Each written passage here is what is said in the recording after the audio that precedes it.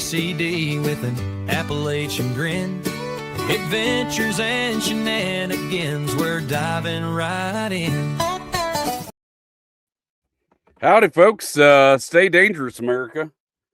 Welcome back. It's your host of Operation GCD, Double J back here, coming at you live from my studio / southern border Airbnb situations. Anyhow, folks of the interwebs, I'm no longer a bison rancher. Get a job, sir. Get a job. I have a job. I'm here of Operation GCD right here in your face holes there. Oop, there it is. JJ Vance, not the vice president. That's not my job. I'm not the vice president, folks. Do not vote for me in 2028 or any of those other fucking Muppets. Anyhow, a part-time vampire hunter. Welcome back here, folks, to the interwebs. I will be your pilot and navigator for tonight's shenanigan-infused journey into the mind of this here particular garbage can dude. And not gonna lie to you tonight here, folks, the interwebs got an overdose of J's here in the house. Got other JJ, aka OJJ, aka Jacob J, host of Rise to Liberty. Welcome back to Operation GCD, sir, for your absolutely very first time. Man, this is awesome. You know, I've been wanting to get on this show for a long time, and I'm great really to have you glad. here, sir. Yeah, I'm glad to be back for my very first time. How's life treating you in the Rise to Liberty neck of the woods, if you will? Doing well. I actually just launched a partnership with Cult of Conspiracy podcast. And they're podcast. Yep. Okay. All right. Yep. I know those folks. Yeah, and they've also named Jacob. Yes. Also another Julian Jacobs. Yep. But he's JH, not JJ. So there you go. Yep. But so they have actually just started posting my show over on their network. And they got a whole network. So, yeah, they do have a network. yeah, I feel like Cosmic Beats is on there too, maybe. Yeah, I believe so. Nice. So, yeah. Okay. Yep. So yeah, they've started posting my show, so that's cool. And honestly, the coolest thing I've done lately is attack the witch hunt narrative. So, you know, fuck Michael Aquino is all I gotta say. I was about to say, I feel like I've read your most recent piece on your blog there. Yeah. What was it? It had a nice Aquino ring to it though. What were you talking about in this last one? So the title to the article. Yeah. It was fuck, what the hell was it? It was the spell of two words. There we go. Yep. Yeah. Because I mean, honestly, with all the research I've done, the satanic panic stuff boils down to the witch hunt. Like that's the witch hunt narrative is everything that the satanic panic is, and without the witch hunt narrative, they don't have anything to work off of. So that is the cornerstone. It's basically a Jedi mind trick, right? Yeah, no. That's exactly what it is.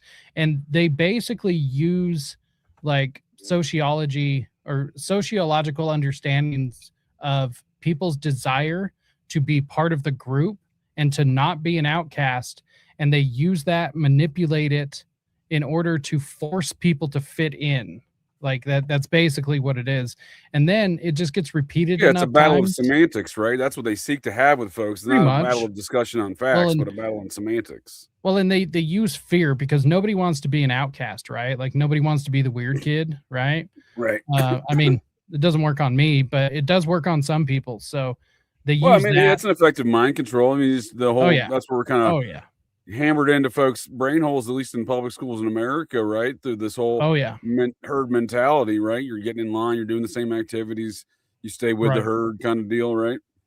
Right. Well, and I mean, think about like anytime you bring up like homeschooling your kids or whatever, like fuck yeah, dude. One of the criticisms is always like, but your kids won't fit in. It's like, I don't want my fucking kids to fit in. They won't. That's fucking weirdos at school, dude. Right. Moral and unethical activities that go on there, dude. Yeah, I hear you on that one. I got a lot of pushback, and I started homeschooling my son in junior high. Right. He went to junior high. Oh yeah, and that's a perfect time to homeschool too, because I mean that junior high era, middle school, whatever they call it in whatever part of the world the listeners are in, man, that is a fucked up time for anybody guy, gal, doesn't matter. Like it is honestly awful going through puberty, and you could not. Thank you so much. You could not pay me to go through puberty again. There's no. Oh, I mean, and that's a very formative time as far as education goes too. You really get a lot of habits kind of squared away at that age. Yeah, I mean, and like my son came into the same conundrum I did, where he was more intelligent than his teachers in public school, obviously. So, right, he had that kind of at the same time where he's suddenly like, I remember his 5th grade teachers. He was just doing laps around him, like, this is embarrassing, lady. Right. You know what I mean? You call yourself a teacher. You call this America. You know what I mean? But that is the state of teaching in America too. I mean, with society, as they got dumber, so did our teachers.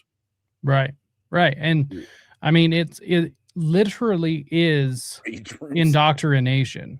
I mean, it is to the point that they admit it to the people that decide to go for an education degree to become a teacher.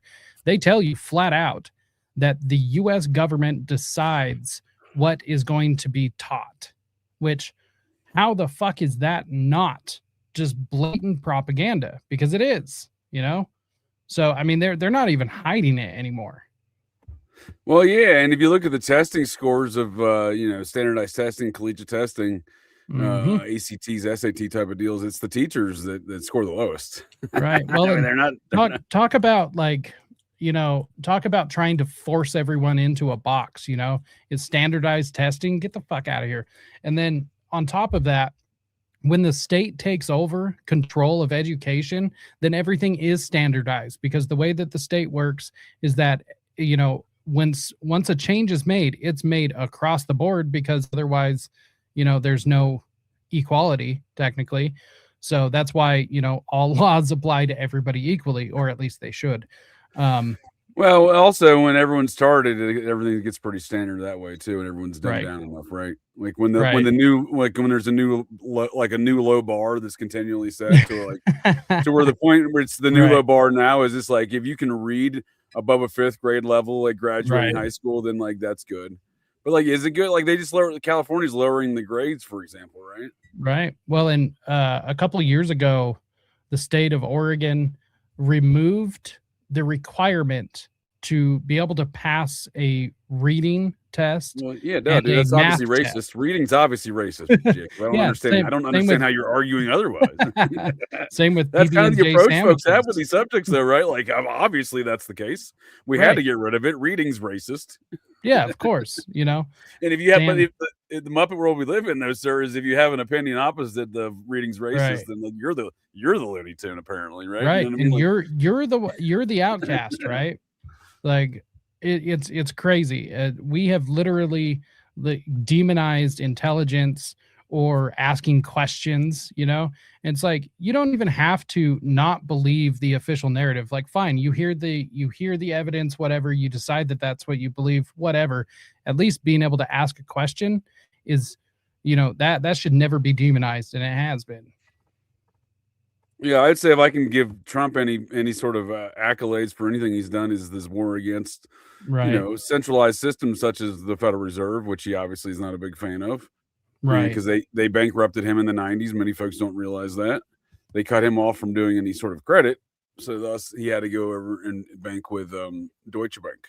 Right.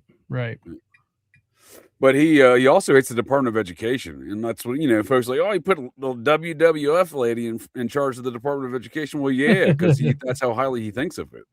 Right. I mean, honestly, fuck the Department of Education. That's what I'm saying, dude. Everyone should have that same opinion. I feel like that should be across the board. Honestly, yeah, it should be. It really should be. It literally is just a department of administrators, and you don't need administration for education. You really don't.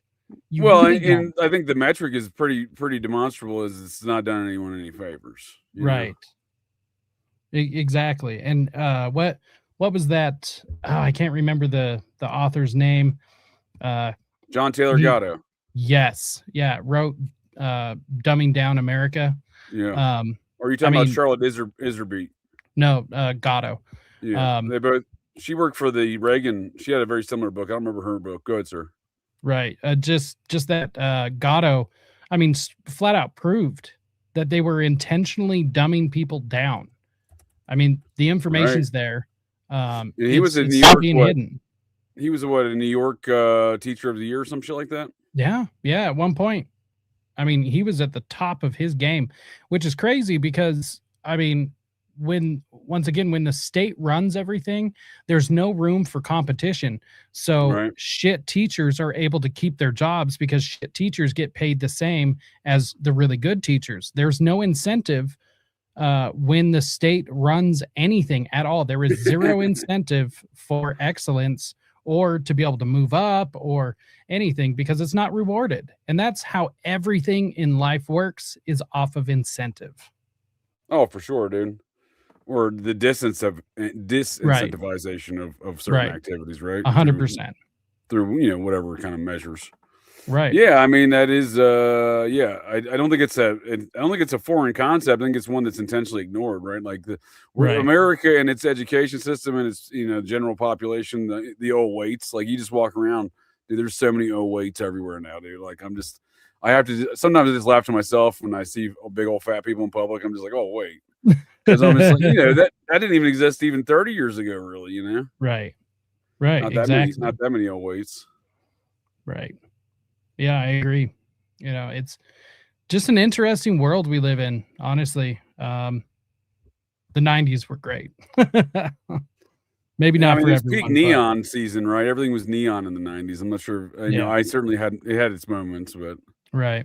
I also don't look. But like we were saying before the show, like, I don't look back in things in the past and think of anything of great, necessarily great affinity for, because all the problems we see today were present in the past. We just didn't realize it. You know what I mean? I mean, the real benefit to the past is that things weren't as progressed along in this agenda of the New World Order, right? So that's why things were so great back then. It was still happening, obviously. Look, it happened, right? Like, we're in it right now. But things weren't progressed in this timeline as far along as they are now. So I don't disagree, sir. And I'll give you a great example, if I may, on the horrible state of our public education system.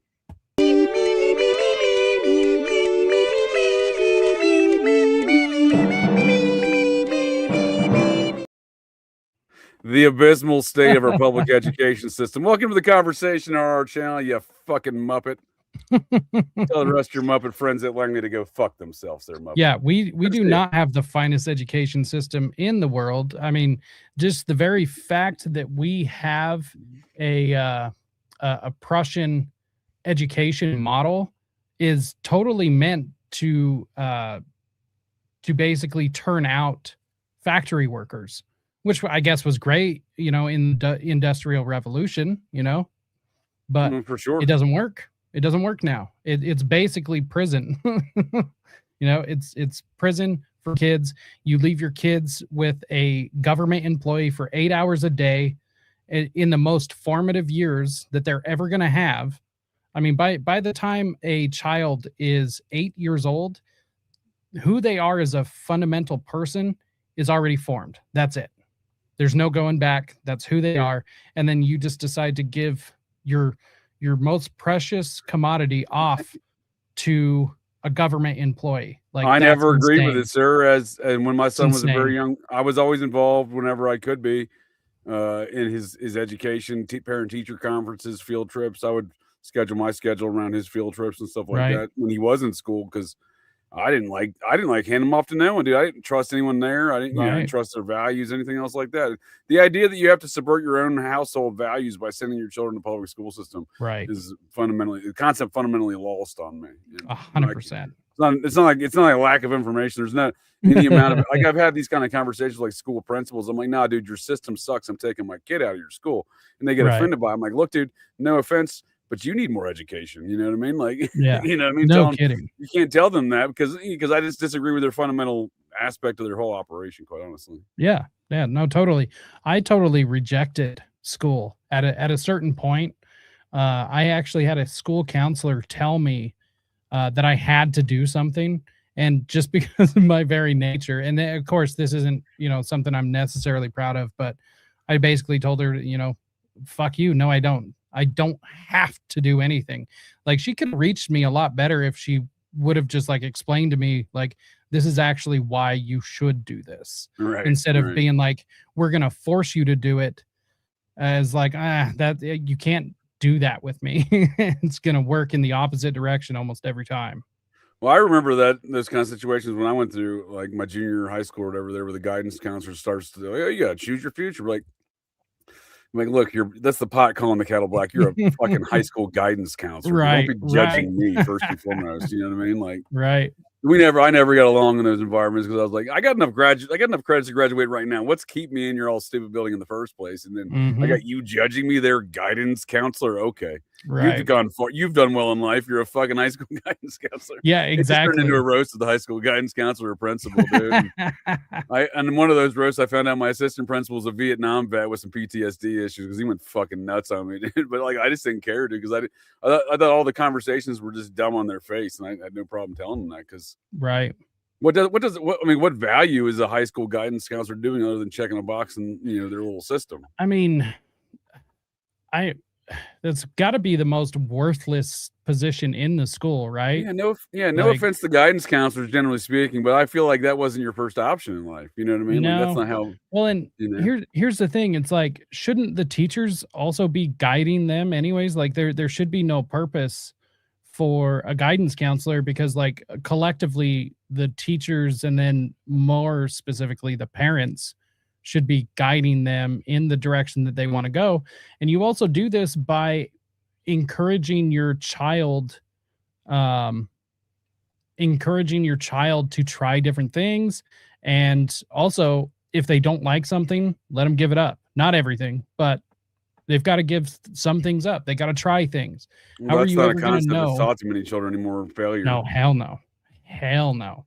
Like, it's participation trophies now. I was about to say it has been for a very long time. Right. Yeah, that was unfortunately something that came out of my generation, so I apologize for that. It has had an immediate effect on society too, hasn't it? I mean, we wouldn't have a lot of 08s. Right.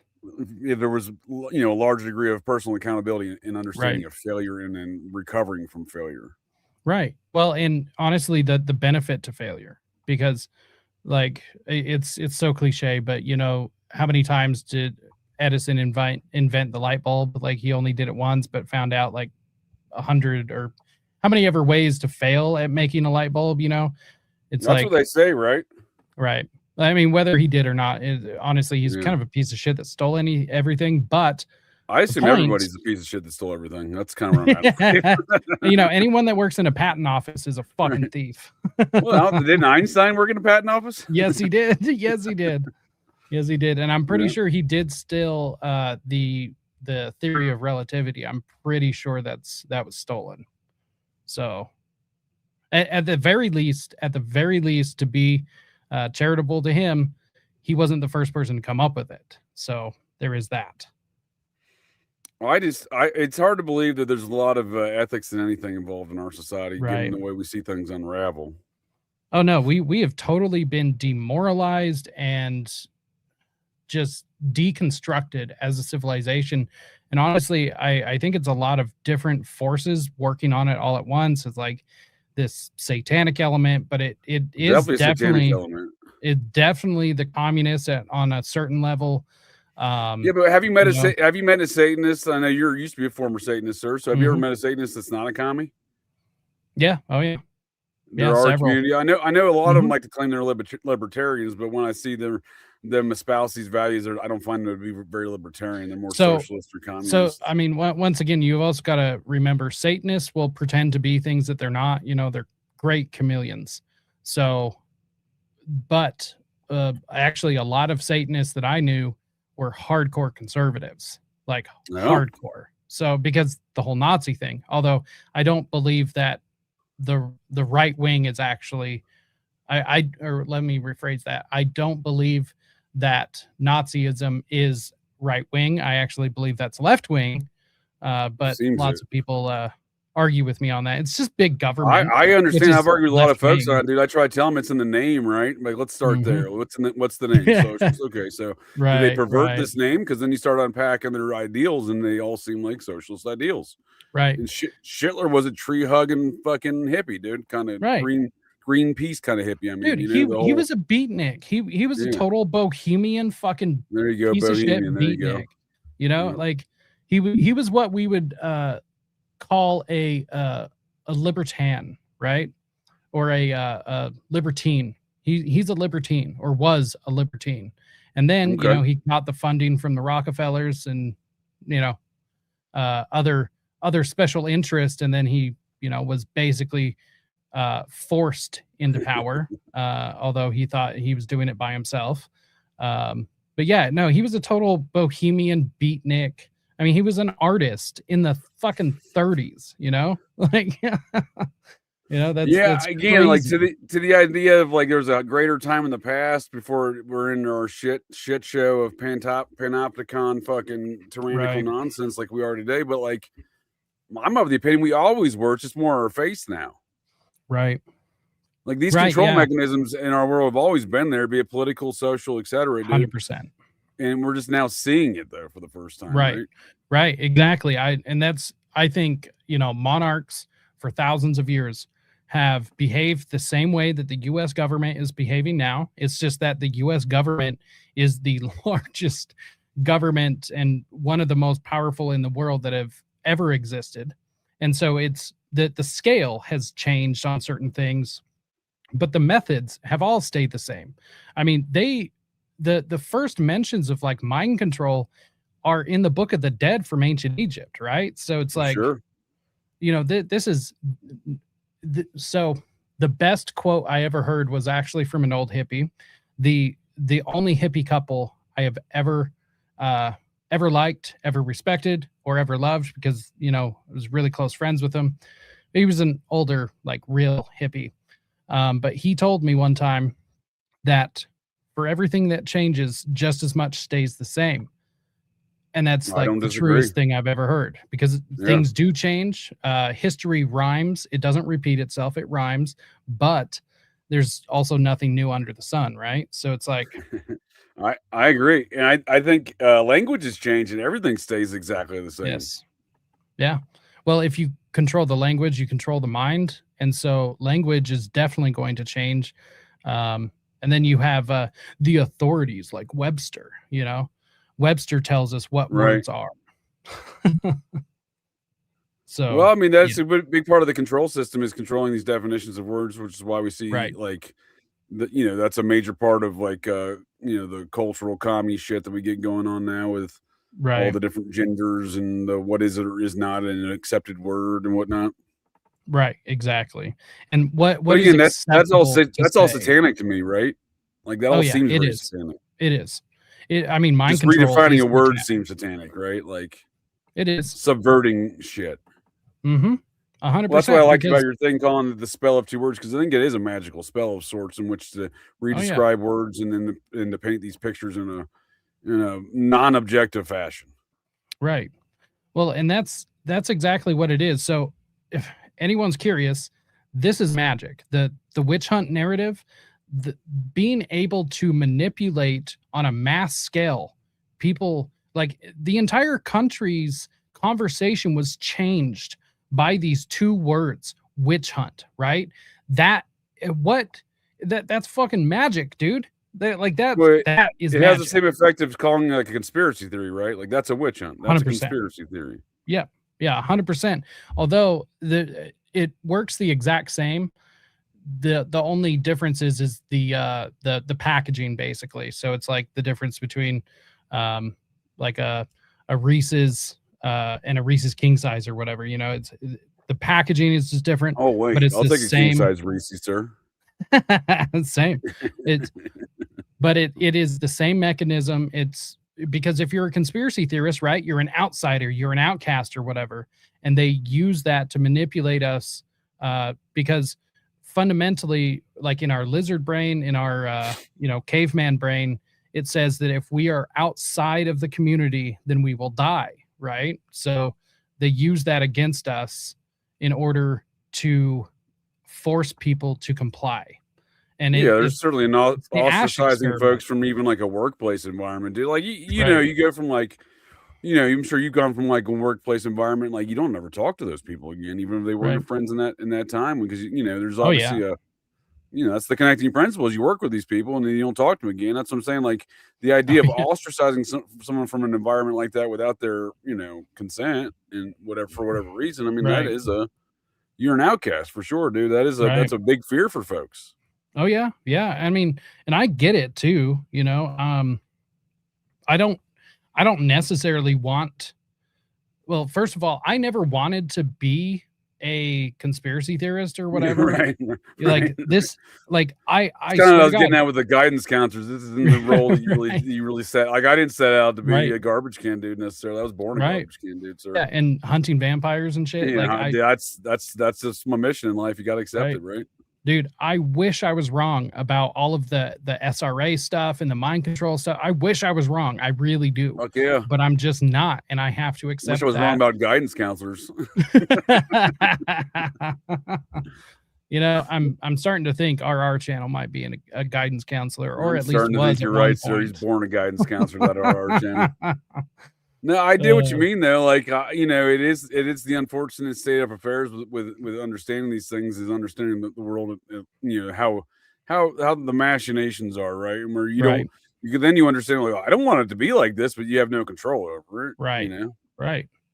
Exactly. In a general sense, you have no control over these things. You can't stop these things from occurring. Again, you know, everyone wants to make a big, and for rightfully so, about Jeffrey Epstein and all of his, you know, network of criminal activities and Muppeteries. But here's the deal: 10 years ago, all that shit was still relevant and true and factual, but it wasn't on anyone's brain holes.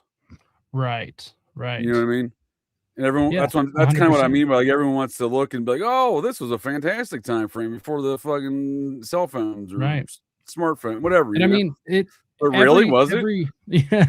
No, I mean, there were terrible times. I saw somebody in the chat, you know, bring up Waco, Ruby Ridge. I mean, there's always terrible time periods, right? But the one, the Clintons were a terrible time for fucking being an American. Awful.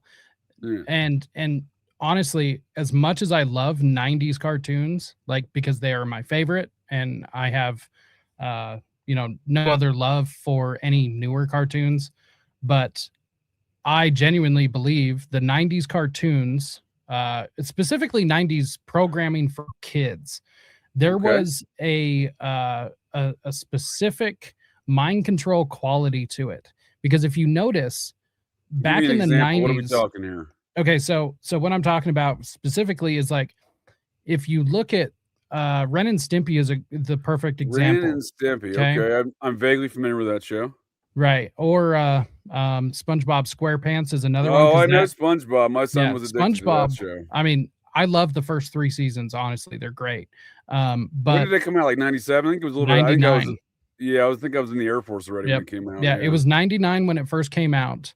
And honestly, the first 100 episodes is what you want. But the point of me, I don't disagree with you on that. There's a lot of really deep humor in that show, quite honestly. Right. Well, and it's not only that, but there's like this there's a grotesqueness and like a horror aspect, right? Nothing is scary anymore. Everything is wrapped in like Nerf, right? Like, everything we live in a Nerf world, sure. You know, and these people, and you know what's crazy about Ren and Stimpy, the creator actually ended up getting busted for having a relationship with a young girl. This guy? Which is crazy. No, not Bob Camp. I think I've heard this name before, Bob Camp, but I can't quite place where. Let's see. It's gonna be the creator. Not Jim Smith. Go back to he died, huh? Go back to the main page. He died in 2025. What did he die of? Seemed pretty young. Yeah, I'm not sure, but that's not the show creator. Oh, okay. Yeah, so let's see. This guy? No, he was one of the animators. He's still There's a lot of people involved in making this show, dude. I didn't realize this is so fucking tons of people. Yeah, this is very Yeah, the guy, let's see. Producer, Brendan, maybe Jim Valentine. no, not Jim Valentine. Oh, Jim Valentine was actually great. At least he was never busted with the he was never busted with a underage girl. Although it was weird because the show creator of Ren and Stimpy got, thrown under the bus for this whole thing. But the thing is that the parents of the girl gave him permission to do this. So it's like, That's weird. yeah, Sounds like some Ted Nugent shit, dude. Like back when Ted Nugent was singing the song Jailbait circa 1977. right. And same He with had, Steven he had the Tyler. guardianship of like a 15-year-old girl from her parents or some shit. Yeah. Same with Steven Tyler. And Steven Tyler's actually Same in with the Steven middle Tyler, of a lawsuit. dude. Yeah, he's in the middle of a lawsuit right now in California because of it. But no shit. Nobody ever Ted questioned. Nugent's out there preaching everybody how to be the proper conservative. I'm like, is this Right. motherfucker kidding me, dude? The guy that was Right. diddling girls in the 70s and tell folks how to be the proper Right. conservative. When you say someone Right. like being a Satanist and conservative, he's between him and like Vincent Gallo. Those are the first ones that come to my brain hole. As far as people that espouse conservative politics but are ardent Satanists. Right. Yeah. I mean, I would definitely. Yeah. I think I would call them Satanists for sure. Just because of the act of subversion, because it's like them rejecting. Oh, and also, I was wrong. It was that John K. guy. Okay. Chris. John Krakenours. Yeah. Whatever. Crick and Flusy. Right. John K. Right. Michael John K. Yep. Let's call him John K. So I don't know much about this guy. I don't know much about this show, to be quite honest with you. There's a great documentary that was made about it. You can watch it on Tubi for free. Oh, nice. Yeah. Honestly, it's the best cartoon ever made. It is genuinely the best cartoon ever made. He was the voice of Ren then also, it looks like, huh? Yeah. Oh, yeah. Okay. And the method that they used for creating this cartoon, like he was so hardcore on his people. Like, I don't know. You'll just have to go watch the documentary. I'll see if I can find it and send it to you after the show. But man, it was just, he was so hard on a level of perfection. Like he would just send, entire scenes that, mind you, this was still hand drawn. So he had a whole team of people working for him, and he would get really fucking real brutal ball buster, huh? Real ball buster. But the opposite, the result of that is literally the best cartoon that has ever been made ever. And I will fight to the death on that. Wait a second, dude. They had statute of limitations passed on child porn. Is that a thing? I guess it must be a Canadian thing. It must be, because if he has possession, I mean, what's the statute? Like, what is expired here? Was also reported to possess child pornography on his computer. Though the allegations were eventually reported to the police, they could neither arrest nor investigate because the statute of limitations passed. Yeah, that's got to be a Canadian thing. That phrase doesn't make any sense. Like, oh, sorry, it's been 5 minutes, we can't investigate it, Yeah, it's too cold out there, it's too cold out, The Zamboni's stuck out in the fridge, The oil froze again, Hey, let's go out for a dart. That's ridiculous, dude. I'm gonna have to look more into that, because that statement just doesn't make any sense to me, man. It just doesn't really compute. Right. Yeah. This was a huge show, though, too, right? I mean, they're calling it kind of the Weinstein effect. I'm wondering if they're really accurate. I don't know if that is accurate. I don't know if I agree with that. Even the Weinstein effect on the Weinstein case itself wasn't accurate, right? Like, right. Right. There's so much bullshit around that situation. Oh yeah, and let's be honest. I mean, Harvey Weinstein is a piece of shit. However, I mean, did he actually go to jail for what he did?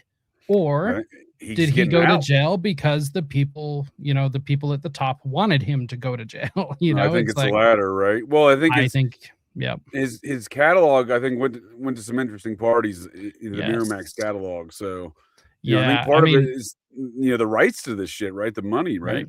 100%. And he owned fucking everything too. Oh, yeah. The one movie I I don't know who owns it now, but he owned Dogma, the Kevin Smith film. Oh, okay. And I didn't realize that. Yeah, great movie, by the way. Yeah, it's a pretty good movie. Yeah, sure. I'll enjoy that one. Buddy Christ, and I mean George Carlin. I'm a huge George Carlin fan. Oh yeah, Carlin kills it. So Chris not a Rock's worshiper pretty good too. Oh, I could do without the whole lady in that shit. I mean, not the storyline or even the Alanis Morissette being God. Just that lady they had starring in that. I can't. I don't like her. Linda. Yeah. Something or another. Right.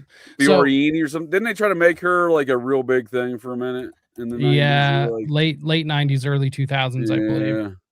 Didn't really pan out too well. So the point of me bringing up like Ren and Stimpy and SpongeBob and stuff is that there was something different about the cartoons in the 90s, and just child programming in general. And once again, programming, right? It's, it is what it is. But there was something innately different. And I believe that it was a low level, like mass trauma, mind control, operation. Because I mean, look, Nickelodeon, Cartoon Network. So we have Nickelodeon and Ted Turner's Cartoon Network, right? Like these are the Ted two. Turner, man, and his propaganda, exactly. And then Captain Planet and all that shit. Right. And then we have Disney Channel, right? Those were the 3 kids channels that really like everyone watched, right? So, and then like Ted Turner was able to get all of the old Hanna-Barbera stuff. Oh, okay. And granted, he came out with great cartoons, like Cow and Chicken, hilarious. I never seen to do Cow and Chicken. Yeah, it's a weird cartoon, man. There's a pantsless red devil, and the cow and the chicken. Definitely looks very Ren and Stimpy like in the animation, right? Oh yeah, sort of. Definitely kind of at least inspired by it or something, maybe. Right. I mean, everything was inspired by Ren and Stimpy after Ren and Stimpy. They got some Simpsons voice actors in there, huh? Yep, sure do. Yeah, another great cartoon, but there was always these like I'm not even quite sure how to describe it, but it was like a terrifying aspect of child's programming in the 90s and just barely into the early 2000s. And basically everything pre 9/11 for children's programming. Like there was also Are You Scared of the Dark and like Goosebumps and stuff. Goosebumps, I remember that one, yeah. Right. So, but there's nothing scary anymore like that, right? There's nothing that would freak kids out, at least not intentionally, is what I mean. There's plenty of shit that freaks kids out these days, but like this stuff was intentionally like grotesque and disturbing on purpose. Right. And that's kind of where I think the trauma-based mind control is coming from, the cartoons and everything. And if you go back and just saw somebody say Rocko's Modern Life, also great cartoon. I'm way behind the chat. Rocko's Modern Life. Yeah, that kind of reminds me of the same kind of animation, right? Right. Space Ghost. I remember that one, dude. Space Ghost is great. Oh yeah, Space Ghost is great. I feel like that didn't last very long. No, but it ended up getting picked up by Adult Swim, which was Cartoon Network, Ted Turner. Oh, okay. So they had some weird ones on Adult Swim, right? All that South Korean stuff. Yes. Oh yeah, tons of weird shit. But then there was also not just the South Korean stuff, but there was like really weird shit too, like Super Jail and Mr. Pickles. I've never heard of that one. That one sounds uniquely odd. Mr. Pickles. Mr. Pickles is about a dog. It's a satanic dog. No shit. Okay, that makes sense. Murders people. Oh, of course. Okay, so did Harlan Ellison write this one? I'm not sure, but I would not be surprised. Wait, I was just joking. It's The Boy and His Dog or whatever, that weird satanic film where this dog's telling him to eat people. Yeah, it is kind of like that. If I'm sounds exactly kind of inspired by that kind of stuff. Yeah. Yep. I've never heard of this shit, dude. So hey, has Tommy have a satanic border collie, dude? This is fucking wild, dude. Yeah. This is up there with Bob Cocaine Evans cartoon, dude. This is ridiculous. Yeah. I mean, to me, it reminded me of the whole like Son of Sam. Brooke Shields, dude. Yep. No shit. All right. Yeah, so it reminded me of the whole Son of Sam, like the dog told me to do it, you know? Yeah. That's what it reminded me of. Well, it's got quite a lot of list of guest actors and Oh, actresses yeah. on here, huh? Huge names. Mr. Process himself, John Waters, he makes an appearance. Mhm. Steve-O's neo-processing, if you ask me, Oh, especially yeah. with his kid diddling tattoo and his associations Yeah. with the Satanic Temple, right? Right. Isn't this SpongeBob right here, Tom Kenny? Isn't that SpongeBob?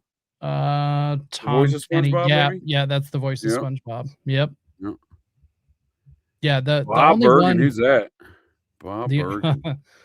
Any the relation only to Candace Bergen? No, I don't know. No doesn't seem to clue. be.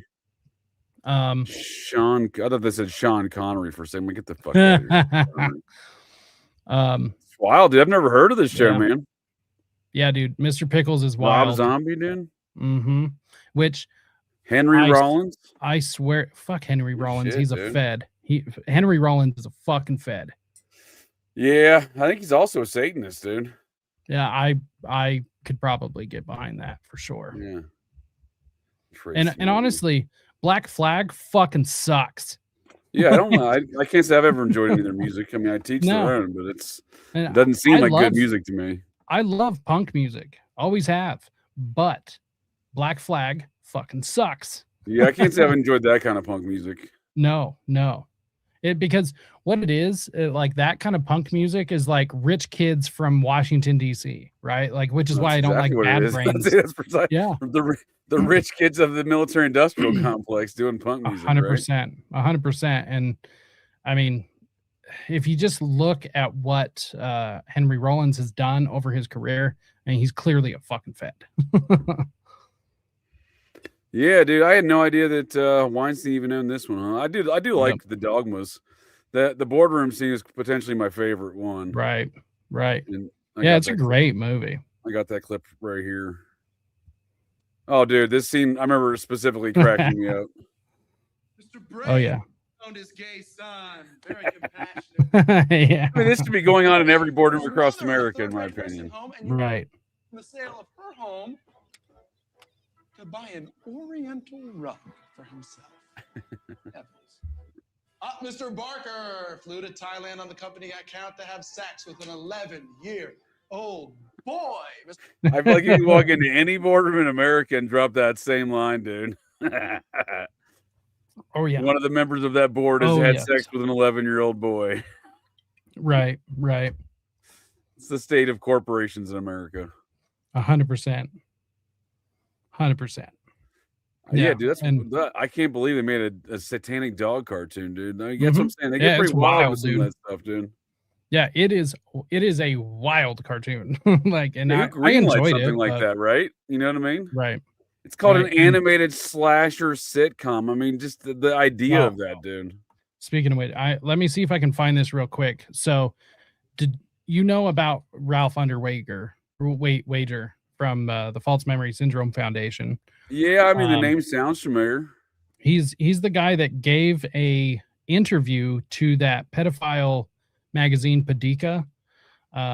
Basically, I don't know about this now. Yeah, so Ralph Underwager, he was on the board of the board of advisors, you know, like the authority behind the False Memory Syndrome Foundation. Yeah. I'm familiar with the name. I just didn't know anything about the diddling aspects. Yeah. So Ralph Underwager, he gave a interview to Pedika magazine, which is a magazine out of the Netherlands. And anyways, he ended up getting kicked off the board for that because they couldn't deny this, right? But Ralph Underwager, before, he was traveling around as an expert, kind of doing what Elizabeth Loftus does in testifying as a court expert, right? Sure. Talking about false memory and all of this stuff, the shit that doesn't exist. And he went to Australia, or maybe he phoned in, I can't remember, but there was this whole Mr. Bubbles thing with him. But so let's see. Mr. Bubbles? Yes, Mr. Bubbles. Is this like an alter ego he had, like a doctor, like Ralph Underwager and Mr. Bubbles?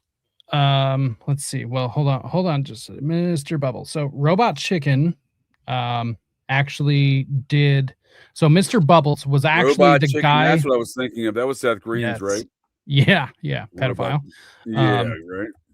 So It's Mr. in Bubble, the name, right? He's a chicken. Right. He's a chicken hunter. Right, exactly. So Mr. Bubble, I believe, was the man who was being he was on trial, and this was his name. And Ralph Wager, however you say his last name, was actually defending Mr. Bubbles, right? Whatever the real guy's name was, but his nickname was What Mr. a horrible Bubbles. nickname, dude. What a Right. horrible nickname. This is the name he used with kids. How do you? What are you saying? Paedica? What are you saying here? How's this? Padika. Padika. Okay. Yeah, Padika. I'm not familiar with this journal of pedophilia, dude. This is disturbing. Yeah, really disturbing, right? Because it was out in the open. Published quarterly, dude. What the fuck, dude? Once is enough, Mhm. dude. Not 4 times a year, dude. Are you kidding me? Right. And it was just out in the open. Well, I mean, the Netherlands Oh, back who's this then. guy, dude? Who's this the Muppet? He sounds like a Muppet. John Paul DeCecchio? He was on the board too, Yeah. huh? False memory. I'm not sure. He's on the board of this thing, it says. Oh, of Padika. The editorial board of Padika. Yeah, what are you saying? Padika? Yeah, that's what I'm saying, dude. Padika. The publication had a number of academics in an editorial board. That's what I'm saying, dude. It's a real problem with this country when these people are left in positions of stature, even after these kind of events, right? Funny enough, it's also the academics and the doctors and everybody that come out and use the witch hunt narrative to make it official. Of course. Yep. It always is. Isn't it? Oh, they're just out. It's the Salem witch trial. That's everything. Mike Aquino, that was his first go-to move. This is Salem witch trials. Right. Yeah. I mean, first of all, has anyone even questioned like how it's or why it's so fucking weird that we get taught about the Salem witch trial like multiple times throughout multiple different grades? Yeah, dude. Like, it's wild. But this is what I called in my article historical anchoring. This is what they use in order to have a callback. So they introduce it to us super early so that basically they can call anything a witch hunt, and that will bring up the fact that it was a moral failing, basically. So if we compare it to anything that's a moral failing or what they want us to think is, then they just call it a witch hunt, right? This is the historical anchoring in which allows this to even take off in the first place. I think you're right. I think it's a lot of the same stuff we see around the same social, the social, the cultural communists, if you will, here, and the socialist activities surrounding some of that business with regards to the white guilt and racism and everything else in this country, right? Like America's the first racist country, dude. Yeah, right. Japan is way more racist. These are actually, way. The only country I've ever been to where it says this, I found a sign that said no white people. That was in South Korea, sir. Damn. It said no white. It said no whites, no Japanese. And I'm like, so we met some Japanese folks, had a good time. We weren't not in that place. Neither one of us were allowed. Damn. That's intense. You have to build these false narratives. It's the ideas of weaponizing weaponized anthropology, right? This was actually developed by OSS members in what would become the technocratic kind of application of MK Ultra with Gregory Bates in the fucking Macy's conferences. Oh yeah, right. He was all about weaponized anthropology. Right. Well, in the Macy's conferences, I mean, that's where all the cybernetic stuff comes from too. Exactly. No, that's what I'm saying. They started mashing these concepts together there, and we see the same mental band of hygiene. Muppets. Like what the fuck is that? Mental hygiene? Oh, it's the same thing as it's the same kind of language you hear in any corporate America today, though, right? Right. Where they're redefining terms and making, I've gotten rid of every corporatism I can think of off the top of my brain hole. Thank God. I'm sure if I heard it, I would immediately recognize it. But you know exactly what I'm talking about, dude. They have nebulous terms to talk around subjects in which to redefine into their own kind of framework, right? And which is, Right. you got to drink the Kool-Aid kind of, and you got to talk the talk, right? Right. Exactly. But it is all rooted in mind control. I'm quite confident all of like HR and shit like that is all just some sort of fucking magical shit show. Well, let's be honest. I mean, mind control is the basis for almost everything. Because it is. What is more attractive to a genuine piece of shit that wants to, control society? Yeah. Yeah, totally. Like being able to control another person to the point of them even rejecting their natural instinct of self-preservation. Fuck yeah, dude. Like, dude, I mean, you've got to be a real garbage human being, but they do exist. They're out there, and there's a lot more of them than people would want to believe. My favorite is when white people tell me white people are the problem. Like you've been brainwashed, dude. Only, like, what is going only on white life, people. Dude? Only Exclusively white folks, dude. Yep. Only, and particularly white women, white liberal women, only are the only people that hate themselves, right? Oh, dude, like, you ain't kidding, dude. And it's so evident across the board, like in all their activities. For example, there's this huge pool in Cincinnati I used to take my son to all the time called Coney Island. It's like one of the largest circulating pools in America, huge pool. Right. And it's and they over about 10 years ago in the off season, they built a Hawaiian themed children's splash park, right? Weird. All right. And it had all this Polynesian themed stuff, dude. And this white lady from Cincinnati, they were complaining.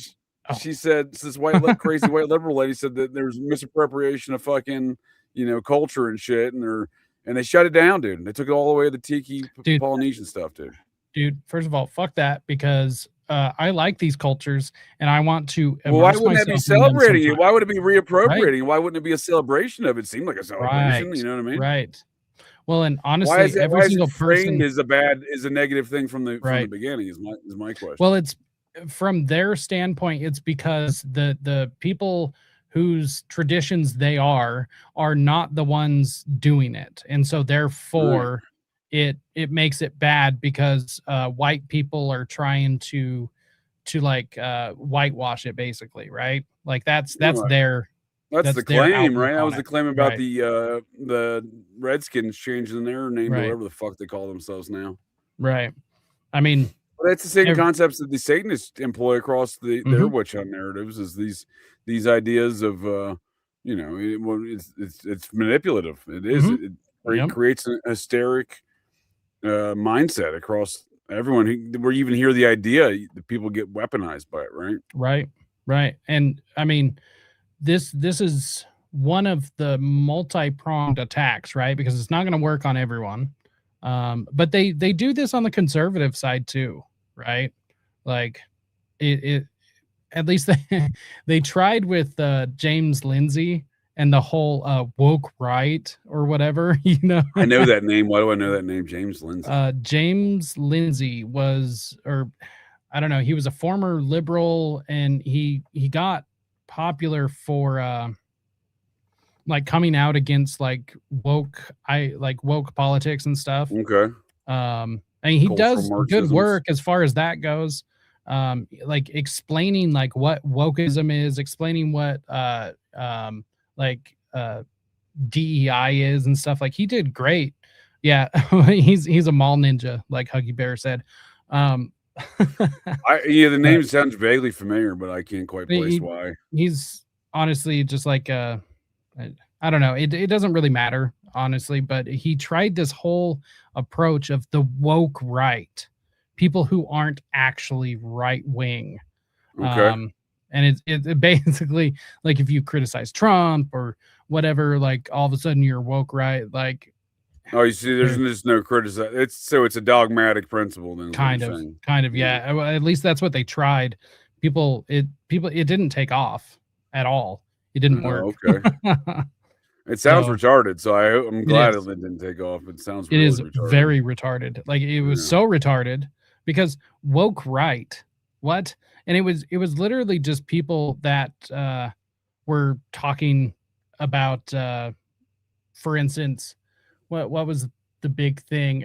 People criticizing Trump about the Epstein thing, about how he promised on the campaign trail to release all the files, and then once he's in office, he doesn't.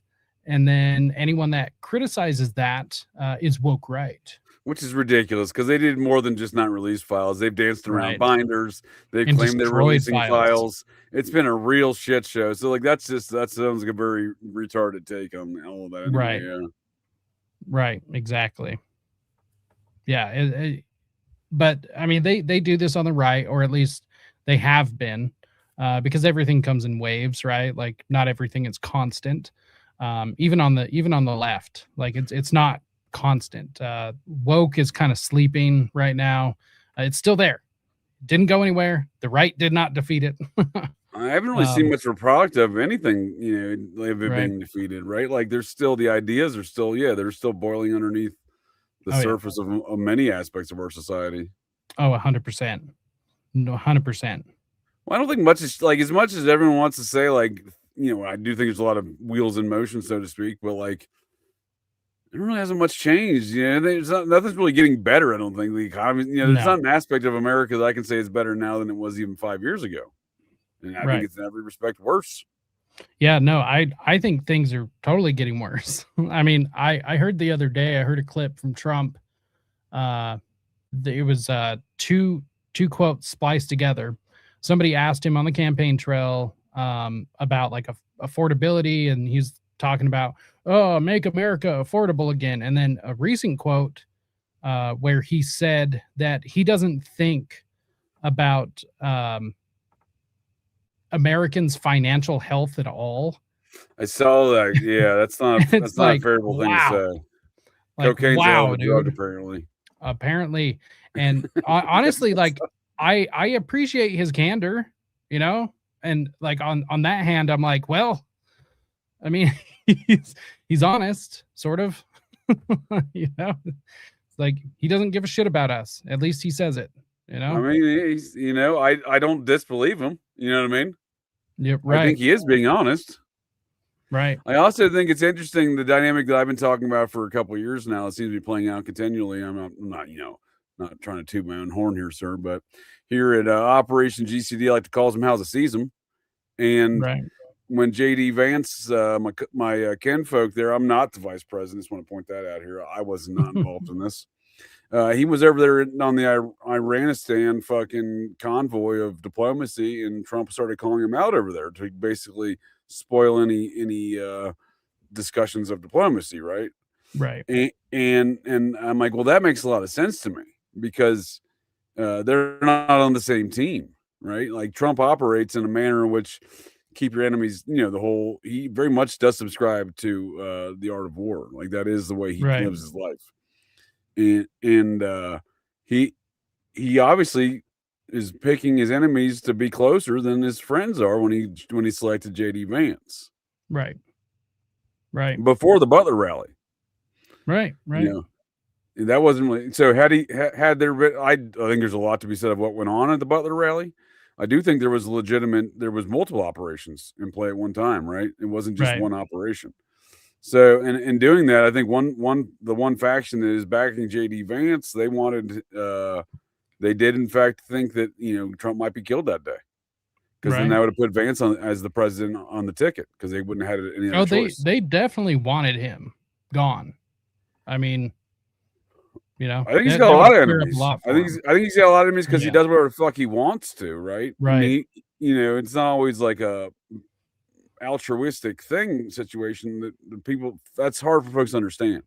Right. It's not always good and bad in an altruistic kind of or non-altruistic kind of fashion. It's these are people, they're human beings, they're going to do human being things, right? I mean, we presume they're human beings. Hopefully they're not fucking reptiles, sir. Well, it's like I always said, like somebody like a Joe Biden gets told by their handlers to jump, they'll jump 10 out of 10 times. Hell, 11 if they get the chance. But Trump is a person who will still jump when told to jump, but he'll just jump maybe like 7 or 8 times out of 10. It's like, that's the only difference. But the one thing that I think the one thing I think Trump deserves credit for is basically making modern mainstream media a fucking joke. Like, he has ruined mainstream media. And I was loved all it, him. dude. In his first Right. administration, he'd go into the White House press briefing room for like an hour and a half and just roast motherfuckers, dude. Right. Like, next question. No, you're an idiot. Next question. Right. Well, and let's be honest too, because Trump has also changed like entirely since AIPAC money. You know, like you can see videos of him at rallies and stuff before AIPAC money and after AIPAC money. You talking about like Sheldon Adelson's widow and shit like that? Like, what are we talking about? Well, and AIPAC. So Sheldon Adelson. That was all kind of at the same time. She was kind of leading that charge right after Adelson passed. Right. Well, I mean, because I kind of think she's like the big player there, you know? Well, I think she inherited from her husband, yeah. Right. So yeah, you know, but I mean, very clearly, you know, there was the whole, oh God, what's his name? Mark Levin thing, calling Trump the first Jewish president or whatever. It's like, that was after AIPAC money. And then there was a time before AIPAC money where he was actually talking about like the special interest lobbying groups. And then he hasn't said a single thing about that since AIPAC money. So, you know, and I'm not defending Trump because I'm definitely no Trump ball washer. Fuck that dude. But sure, you know, it's, well, I mean, all this AIPAC stuff or all this Israeli stuff we do, it always boils down to me to the Rothschilds. It's a Rothschilds conversation. Right. When we have a Rothschild banker in charge of Canada, in charge of France, right, the presidents of these nations, it's obviously there needs to be a discussion on these matters outside of just what folks presume is race or genocide or whatever else they want to say. It's the fucking Rothschilds. They've been a real fucking problem since the Battle of Waterloo. Right. Right. Yeah, you know, I mean, that's one of the first things I remember hearing, like getting into conspiracy culture many years ago. The fucking Rothschilds. And at the time, 100%. I was like, well, that seems a little ridiculous, right? And then the more time goes by, though, it does seem to pan out that they are a major factor. Also, again, the Epstein conversation is exclusively Rothschild, in my opinion. Yeah, because that's who he worked for. By numerous accounts. It's not just one piece of evidence yielding that either. I mean, even old Alan pro snuff film Dershowitz, he even said that that's who introduced him to Epstein, was Linda Forrest to Rothschild. Right. Well, and I mean, the Rothschilds are at the corner of everything. And that I'm with you. That was actually kind of my entrance into like conspiracy theory or whatever. Yeah, Rockefeller is a Rothschild. Well, that's who backed their Bank of Cleveland was a Rothschild bank. You know, the Rockefellers. I mean, this is all covered by G. Edward Griffin in The Creature from Jekyll Island. You know, he breaks all of this stuff down beautifully. And we see James Alefantis appearing with Linda Forrest, the Rothschild's family for Christmas photographs, begging the question, is James Alefantis a Rothschild? Right. Or at least working for. Very close contemporary of some regard, because whilst you don't go around in family photographs, Christmas family photographs of the Rothschilds. You know what I mean? Like that seems like a very select crew. Right. Yeah. It's, I don't know, man. It's just crazy to me that their family keeps popping up. Like, I mean, it's all over. Like every time I do mind control research, it's always like the Rockefeller Commission. Are you kidding me? What? Like, they're the ones that funded this, and now they're investigating it. That doesn't make sense. And then they also had everything to do with the church committee hearing. Everything I declare is a Bill Colby's queers. That's all really derivative of David and Nelson Rockefeller. 100%. I mean, that's where feminism really got pushed was from the Rothschild family, who was funding like Miss Magazine. Well, it was the CIA funding Miss Magazine and stuff, but who do you think the CIA works for? It's literally the Rothschilds' personal fucking army. So for sure, dude.